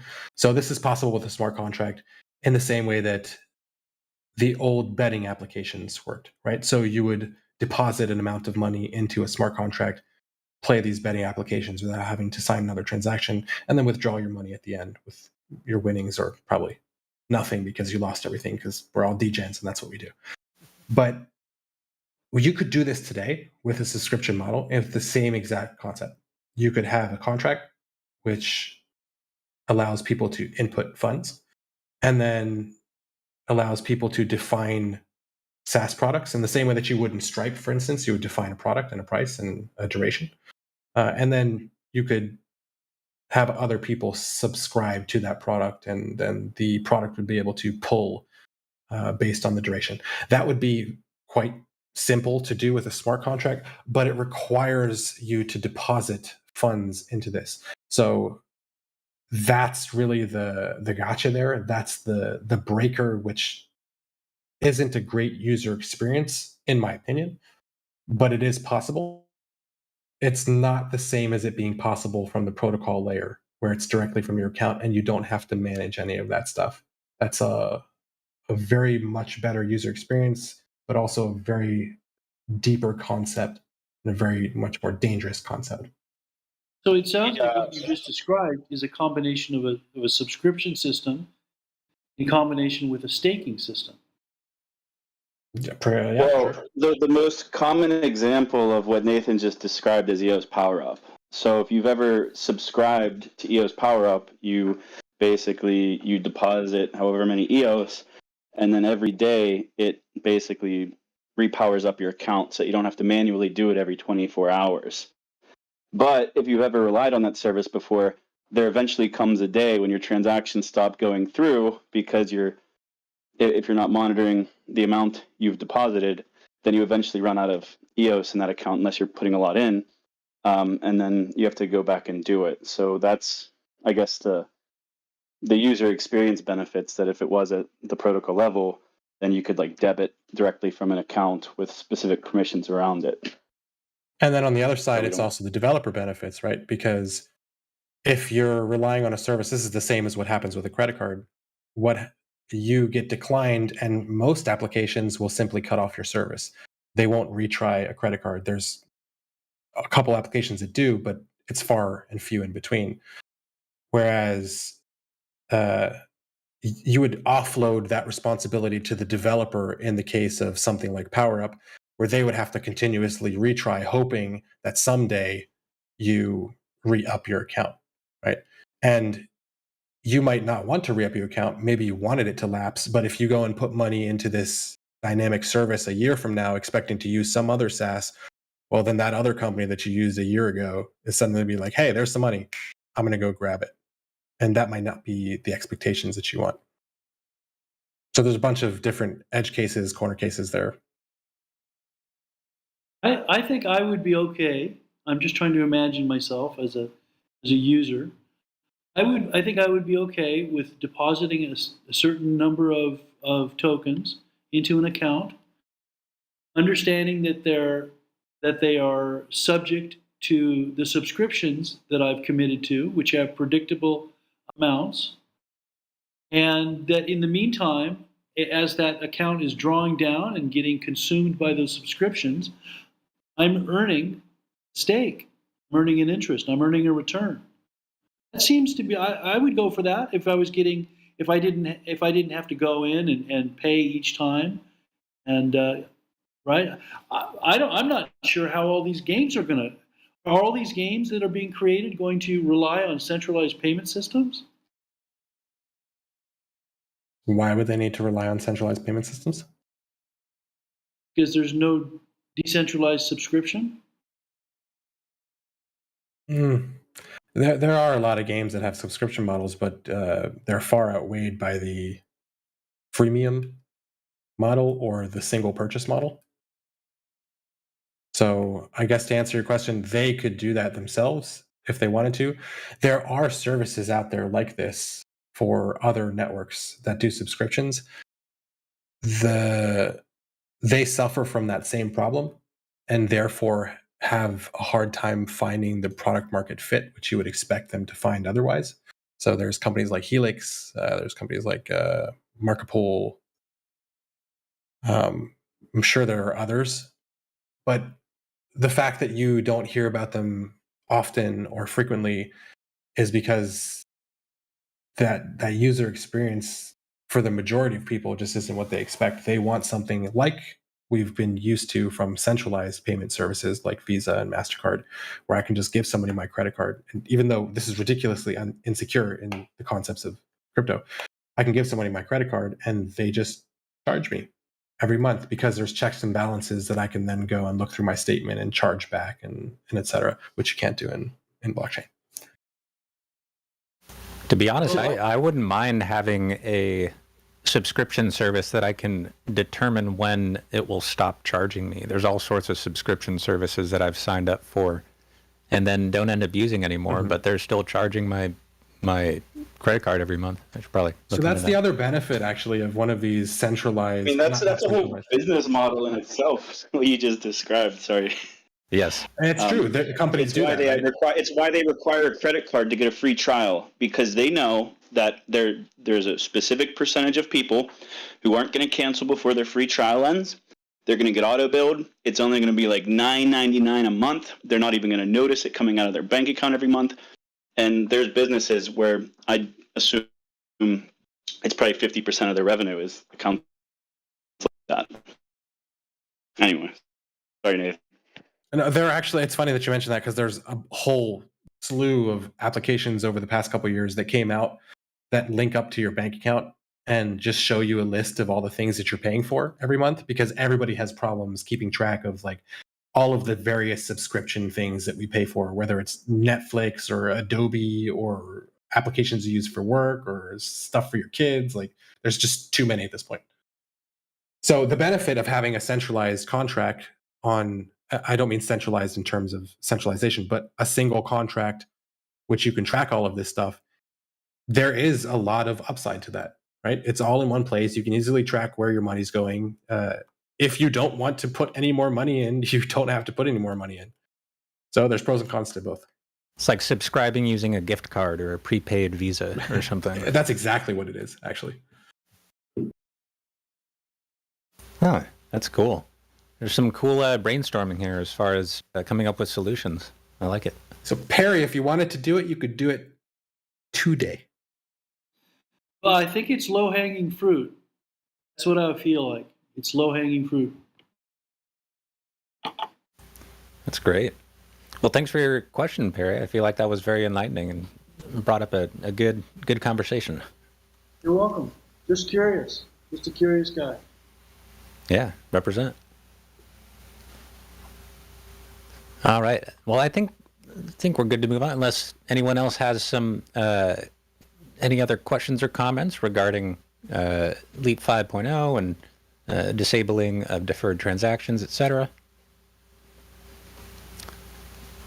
One thing I'll mention is ENF office hours, which will be, they've already been going on with Brandon Lovejoy, who's with us today, and Liam, who I think mentioned he would be in the car, so I'm not sure if he's with us, but that's all right. So ENF office hours, Tuesday and Thursday at 11 a.m. Eastern. Be there, or I guess don't be there if you'd prefer, but it's a nice opportunity to just kind of chat, a little bit like the fireside chat, but more casual, less of an sort of an agenda to go through, and more just an open discussion. Just wanted to highlight that. Welcome to speak on that, Brandon, if you'd like, but otherwise we can move on. Yeah, I'm not really. I think possibly we'll just be doing the Thursday ones going forward, but I don't know when that change is going to occur. So whatever we've got posted currently is what we're doing. And yeah, come on by if you have any questions. Nathan James has been hanging out on the Thursday one as well. So there's always a little bit of expertise from all sorts of different angles. I think Stephen and Brian Hazard showed up one day too, so we got different folks rolling through from the ENF side. So if you're curious, you have questions, just want to rant about something, come on through. Awesome. Thanks for that. Yeah, in case you want to get a little bit more into a deep dive, that might be a good place to do it. Well, shout out Brandon and Liam. Good stuff.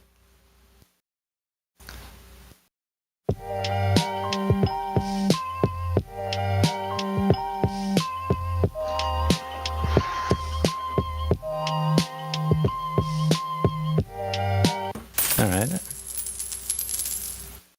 Was that my soundboard or was that someone else's soundboard? I don't remember programming that noise in there. Sounds like someone else's soundboard. That one's mine. Anyway, moving on. Let's move to our next topic. Feel free to make some relevant sounds if you feel like it. I think maybe only people with a certain role can do that. So use your responsibility wisely. But up next, we've got Pomelo Season 7 kickoff, which is today. So I can share some links here. There we go. Thank you for, you kind of got the jump on me on the air horn there. So I will post the season handbook here. This sort of gives a rough idea of when everything is happening. So applications are open today. And then in 1 week's time, donations will be open. So there's that 1 week period where you can submit an application, but donations are not active yet. And then for the next 3 weeks after that, you'll still be able to submit an application, but you'll also be able to get donations too. This season, we got $150K of public goods funding, which is split evenly between EOS Native and EOS EVM. We got some rapid fire pitch sessions on October 11th. That'll be here on the Fireside Chat. I think we might be doing some other pitch sessions on Twitter, but I haven't gotten the final confirmation on that one yet. So we'll make sure to keep you updated.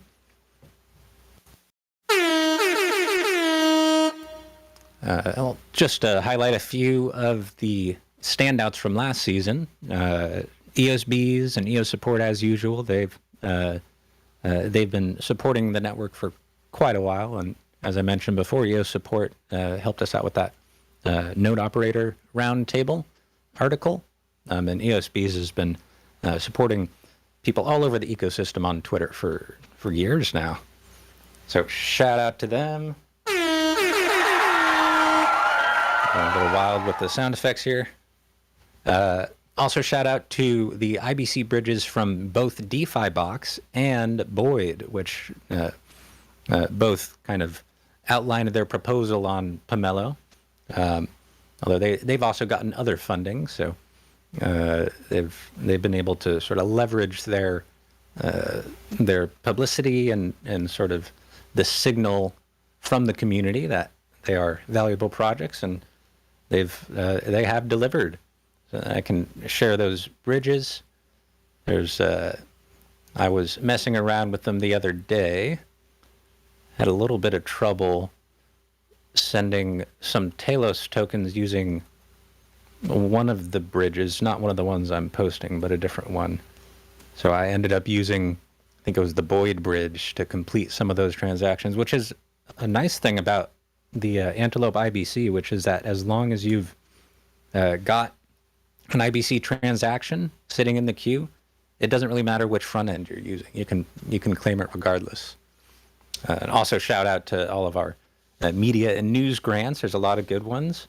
dnews.zone I'll mention because Perry's been on stage here, as well as Nova Crypto, and there's a lot of people doing excellent work in the ecosystem.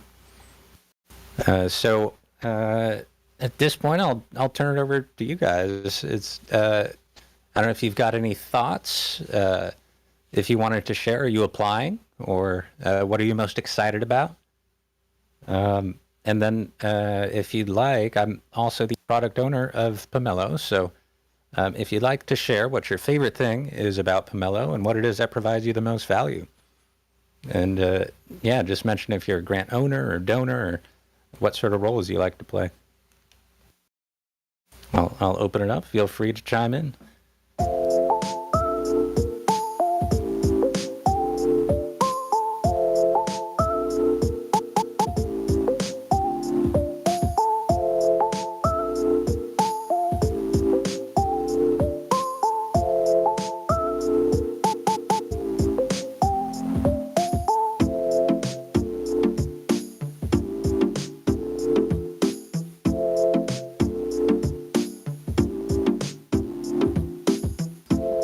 One other thing I'll mention is one of the grants from Pomelo, I think they joined season 5 as well as last season, is actually also our next topic, and that is the EVM name service, EVMNS. So EVM name service is basically a way that you can reserve a .evm namespace, and that means I could do drew.evm, and that would be my my EVM account. Same sort of idea as the I think it's ENS, the Ethereum name service, except for working on the EOS EVM. The one thing I'll mention is there's they recently launched, and they've got a contest right now. Basically, I think I'll share the Twitter right here. They've got, on the one hand, they got a promotional thing where if you've got an EOS account, then you can register your EOS account for free. So whatever your 12-digit account name is, you just go to the website and log in with MetaMask, and then you log in with Anchor, and then it will connect those two together. It's a very cool promotion that they're doing. In addition, this is the one that I shared. They've got an open registration prize pool. So any EVM registration, including whitelist registrations, will automatically be entered into the prize pool to potentially win over 1,000 EOS in rewards. And if you're curious to learn more, there's a Twitter X space. I don't really know what to call them. X Twitter. I like X Twitter because it sounds like not Twitter, which technically it's not, but it's X. But there's an X Twitter space tomorrow morning, or for me it's tomorrow morning. You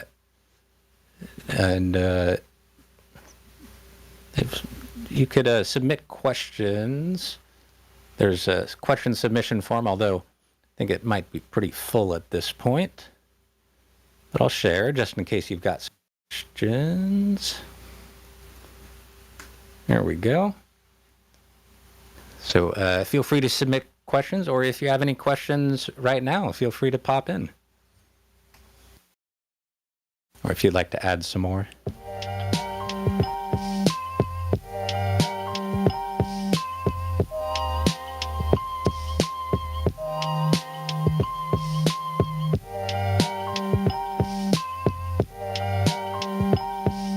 And I'm sharing a link to the event now, so make sure to mark that on your calendars. I think there's some way to get notifications if you're into that.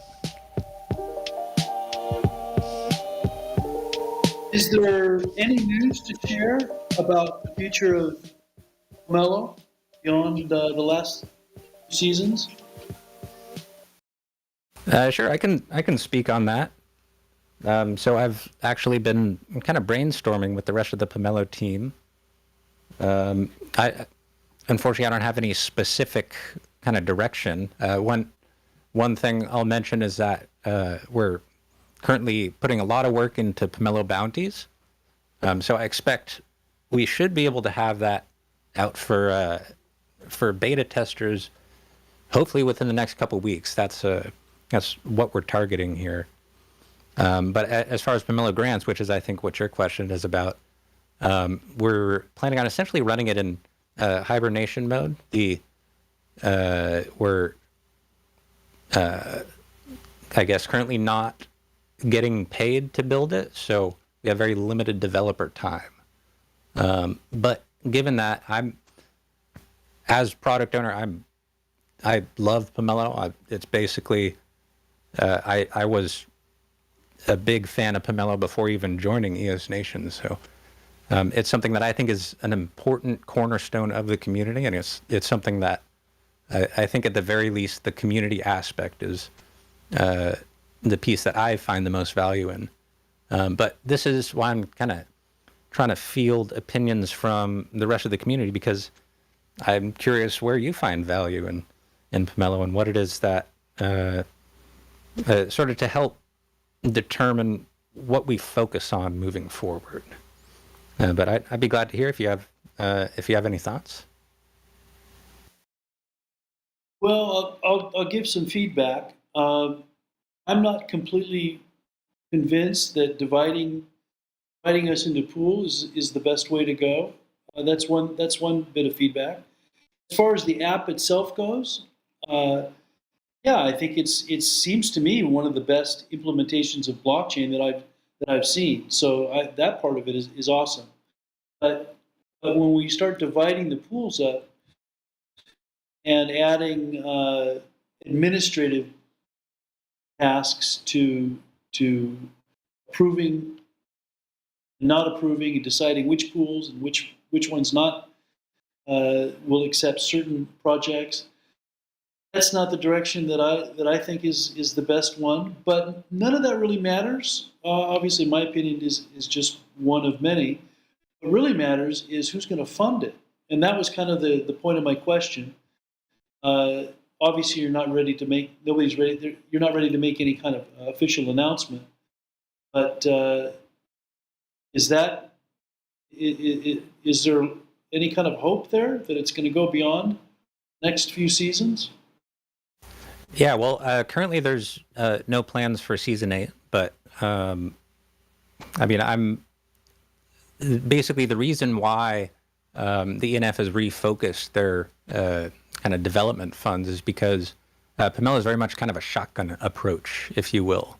So basically, like, need to kind of support the ecosystem so that good projects can kind of rise to the top, and they're going to be all over the place. But the main thing that those funds are doing is kind of helping people bootstrap and get started with stuff. I think that's a valuable thing, but what I think is more valuable, especially as a total technology geek, is working on the technology behind the protocol. And that's what I'm particularly excited about right now. And it's also, I think, a better strategy in the current bear market. So the main reason behind that kind of redirection of funds was because of the bear market, and because in this in this climate, it's more valuable to specifically direct funds to whatever specific priorities are kind of what the network needs. So, for example, instant finality, that I think is a very exciting development, and I'm really interested to kind of see how the new consensus models or new consensus model works. All these things require quite a bit of work in order to write. You can kind of do it halfway with a little bit of funding, but it's really, if you want to get the sort of the professional cryptographers and just all that other stuff. I'm not speaking from a place of knowing any details, just from watching YouTube videos, etc. But presumably, if/when, with the expectation of when there is a bull market again, I expect that we'll see funding return to less focused initiatives. And that's speaking from an outside perspective. What I will mention is that I am very much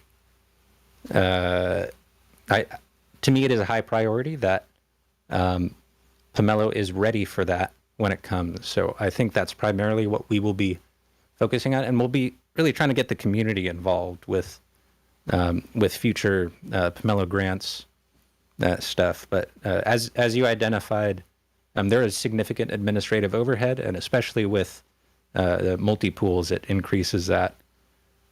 We've had a kind of mixed feedback on the multiple pools. Some people enjoyed it. It sounds like, Perry, you're not a huge fan because you feel like it kind of divides the community.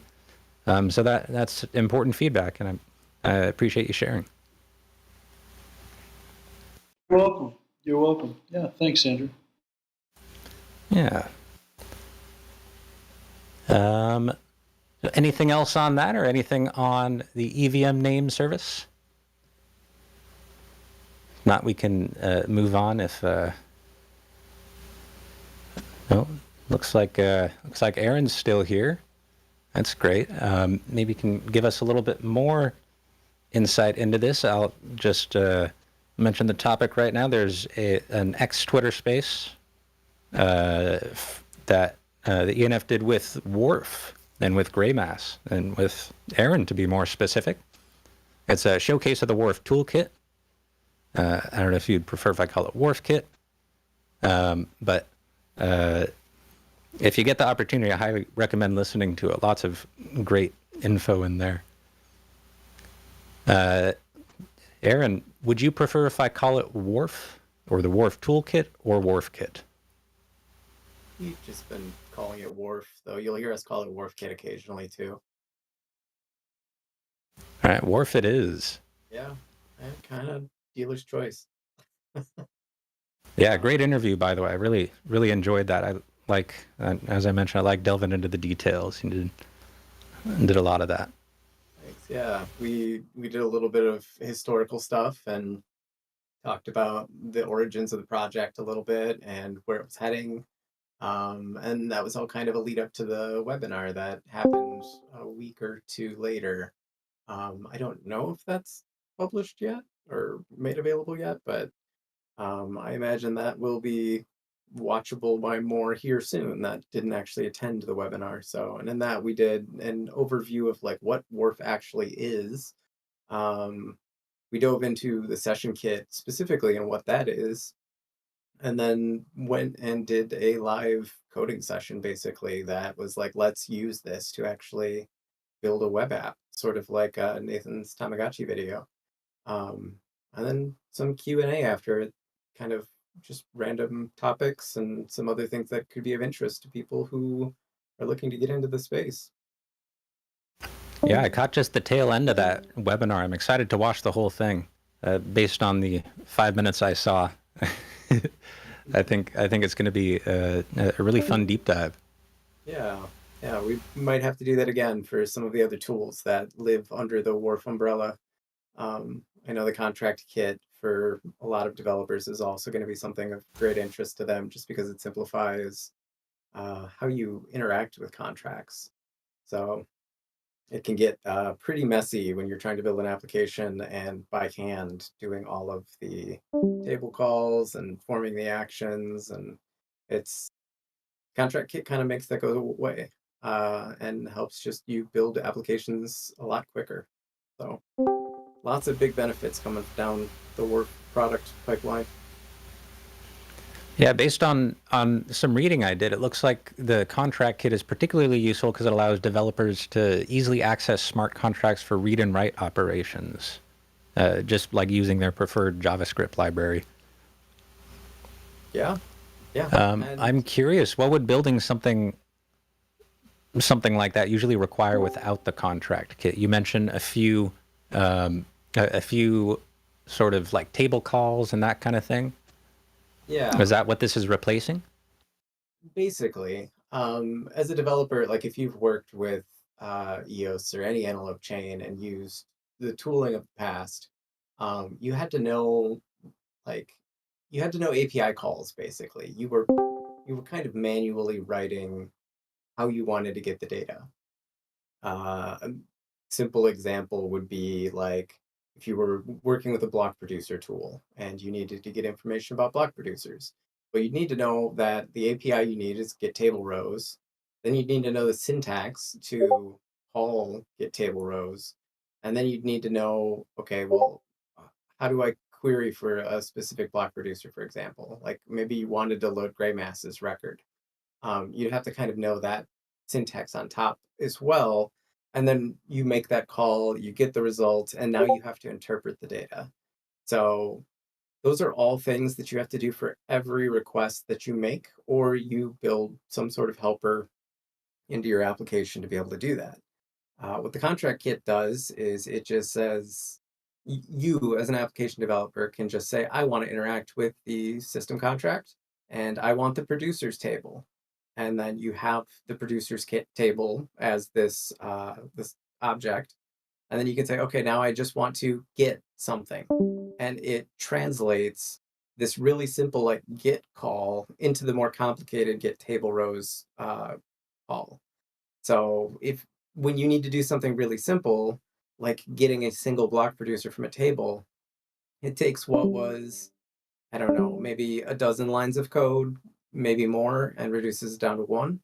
Um, so it's really just kind of adding layers of abstraction onto that to make it so it's easier to read data from the blockchain. And the same could be like I could go through an example about writing to the blockchain and submitting a transaction, and I would be making the same case that we're taking something that would be 10 to 20 to 30 lines of code and making it like 4. It's just, it is less effort to do these actions when you use the contract kit. Are there any benefits to, for example, I guess the efficiency of the code in terms of execution, or in sort of cultivating best practices from the contract kit side? Yeah, absolutely. Both in the reading and the writing of data, we take the best practices that we've learned over the years and we use those as the approaches. And then we also take advantage of things that would be harder to use. Like there's 2 ways to load table data, and one of them's a lot easier than the other one. But the one that's harder is a lot more effective, both in terms of the speed at which you'll get the data, the load on the server. Like there's just a number of like performance benefits from using the hard way. But developers don't go the hard way because it's confusing and it's hard to use. So by default, we use all the hard ways and we just take all the hard stuff and put it into Wharf. That way people don't need to put it in their applications. That's very cool. And for developers, I'm sure that's a godsend. Yeah. Well, and it's nice because like we're going based on what we know and the feedback we're getting. But if something else changes in the future that makes it like an even better way to do something, we can change it in Wharf, and then every developer who uses Wharf immediately gets that benefit, and it doesn't require every developer to go out and change their application to use this new thing. So it's these layers of abstraction that we're trying to build on top of the protocol for developers to use to make their lives easier, so that way they can focus on their application rather than building the protocol. Yeah, it sounds like it's kind of the equivalent of, say, a library or a I don't know, Next.js or something like that, a framework for building on JavaScript, except for in this case it's for interacting with smart contracts. Yep, it is a framework for antelope blockchains in JavaScript. Like it just makes all of that so much easier. That's awesome.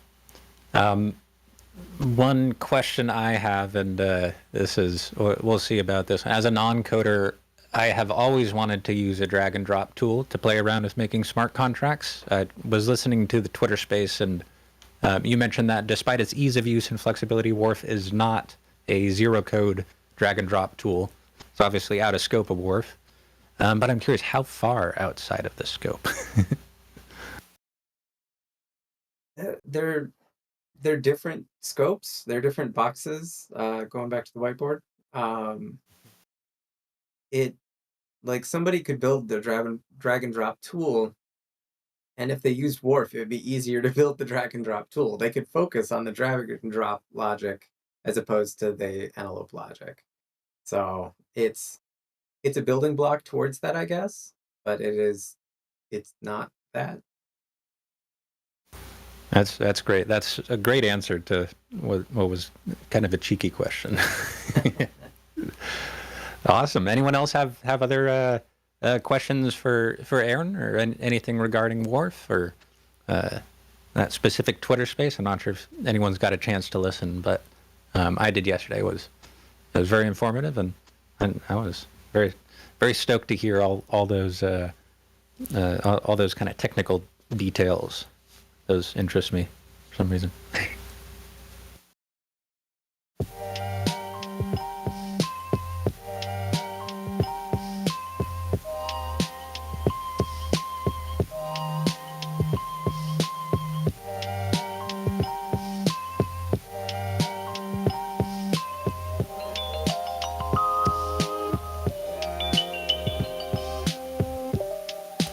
It sounds like that's it. That's it for that topic. I really need to add one more song on here, just hopping between the two. All right, so I think we can move on to our next topic now, which this is going to be our last topic of the day. We are just past 2 hours. Many thanks to Nathan James for picking up a lot of that slack there. But we got an Upland update. So I don't know who here plays Upland. I do. I try and always log in every day, get my Spark bonus. But Upland has hit 1,000 Metaventures. And if you're like me, you're asking, what is a Metaventure? Well, a Metaventure, it sounds like an adventure, but it is a venture, not an adventure. Metaventures are businesses within Upland that sell in-game items and other digital goods. So Metaventures basically allow anyone to use Upland as a platform to become an entrepreneur, a digital entrepreneur. Specifically, they sell what they call block explorers, which is not like the block explorers we're used to. It's like literally thing exploring city blocks. Mine currently looks like a paper airplane. No, actually, no, mine is sunglasses. But you get to see people's block explorers as they're moving around. If they visit your house, it's like Monopoly. They got to pay a fee. And I think Upland is a great example of some of the positive feedback loops that GameFi games enable. Because there are all of these people who are actually making money on Upland, that just connects them even more to the game. With users creating emergent economies and personally benefiting from the game's internal economy. So I'm not sure if anyone here has visited a Metaventure and tried to buy any legit NFTs. That's what they call them, legits. You can display in your house. But yeah, if anyone's got anything Upland related to share, I'm certainly a fan. I think they're one of my favorite games on the EOS blockchain. Yeah, feel free to share if you've got some, and I'll put on the other music here.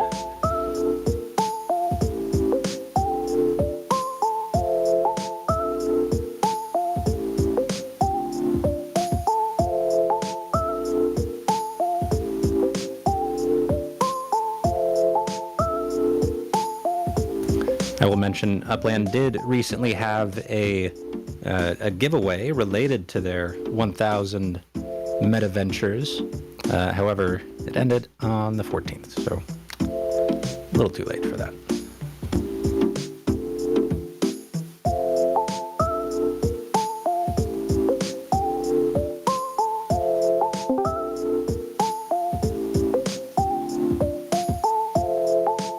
All right, well, that's it for our topics for today.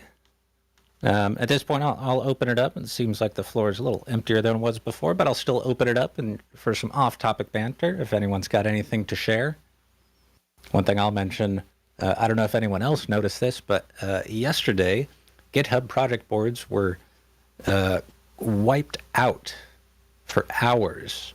A lot of people had some choice words for GitHub support. Not sure if anyone else experienced that moment of panic, but I know I sure did.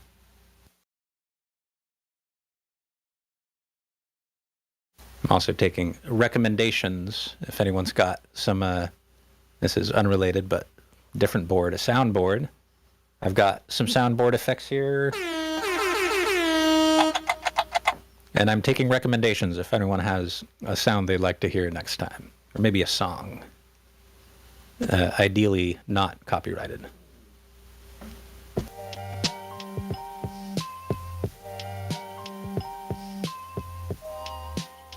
What soundboard are you using right now? I am currently using the Roland SPD SX Pro, which is a drum pad. No, you're not using a VM soundboard.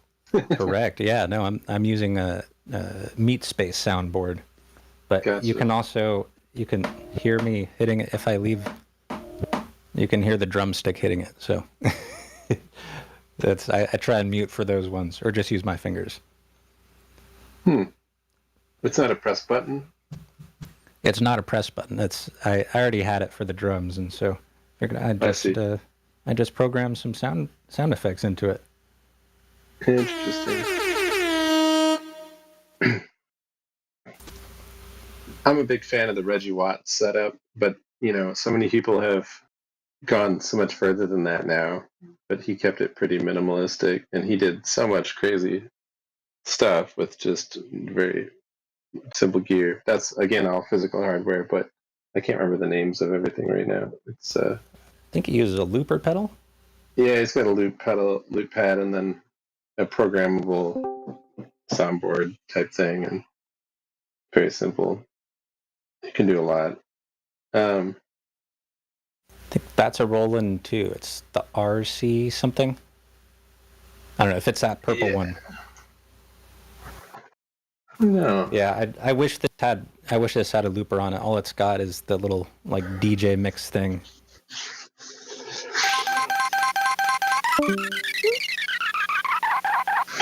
Whoa. But that's my only trick. On a related but unrelated topic, Liam mentioned that it seemed that Twitter Spaces had enabled speaking from desktop. I haven't tested it out yet. Twitter Spaces, you can speak from the desktop now? I was kind of seeking confirmation of this from anyone because it seemed to be the case, but I haven't personally checked it out yet. And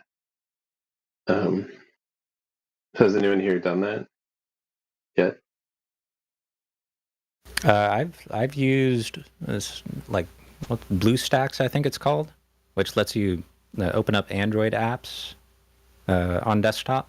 I don't know if it's Mac only. That's what I'm using. But I have not tried it yet. I usually, as an audio engineer, I like to have a good sound, but on the phone, there's not usually good sound, so I've figured out a sort of a way around it. Yeah, which is exactly why I was kind of interested in this. My phone doesn't have a working data connection or power connection, so I have to use Bluetooth headphones, which always sound kind of subpar for my standards. So I was very excited to be able to maybe pipe through the soundboard using my actual microphone and the desktop, but I don't know yet if it works. Maybe I'll have to fire up a Twitter space. Yeah, Yana mentioned she just joined a space and now has the request speaker button. Presumably that's on desktop. But yeah, I don't think it was there before. So you might be right. That's an exciting development for all the people who have dealt with the poor sound quality of their phones, which I definitely fall into that category, but probably because of my sort of high expectations. Honestly, I just feel like it's Bluetooth just doesn't transmit voice properly. It's more than lossy. It like clips. I don't know why. if that's a common problem with Bluetooth microphones, but Yeah, well, Bluetooth has relatively limited. Well, I don't actually know how limited the bandwidth is of Bluetooth, but I do know that well, number one, Bluetooth is I think the same 2.4 gigahertz, which means the microwave is going to get in the way. You know, your Wi-Fi is probably going to get in the way. There's like lots of different things that are using that same sort of area of the spectrum. But it's also there's substantial latency in Bluetooth, and that's why when I'm doing music stuff, I never use Bluetooth headphones because it just well, unless I'm playing along with a song. But yeah, there's too much of a delay. So you say something, and then it's maybe as much as 100 milliseconds later you'll hear it, which is enough to be jarring for sure. But I feel your pain as far as trying to use like pro audio gear. You're using a SM7B, right? mm-hmm. Yeah, It's just I getting can't. real geeky. I'm not now. on it now though. I'm actually on the Bluetooth headphones now.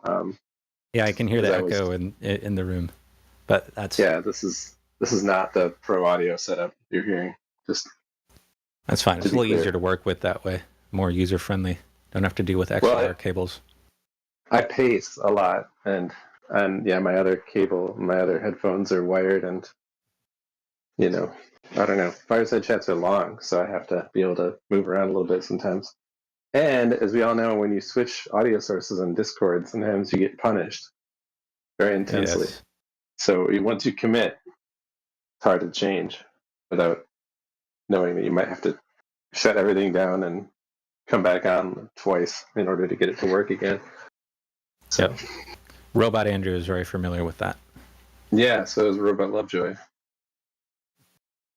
We both had our time in the robot mode.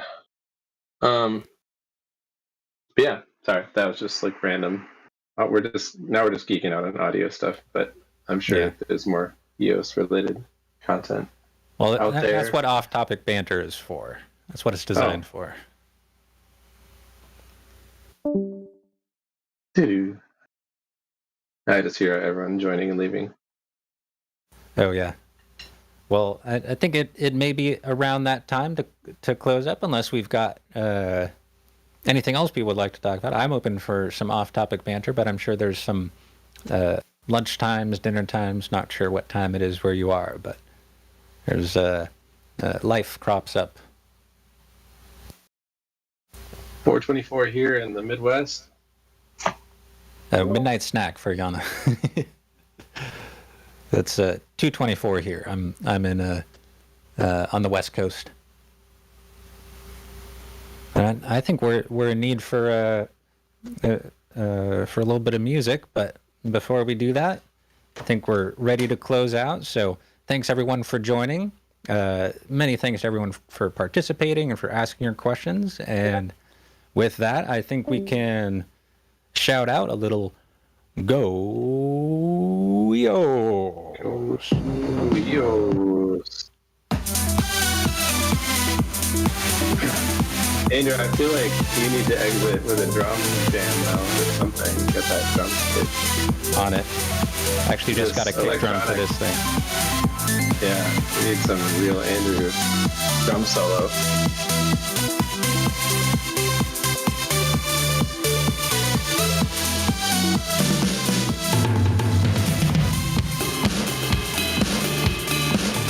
That's what I'm talking about.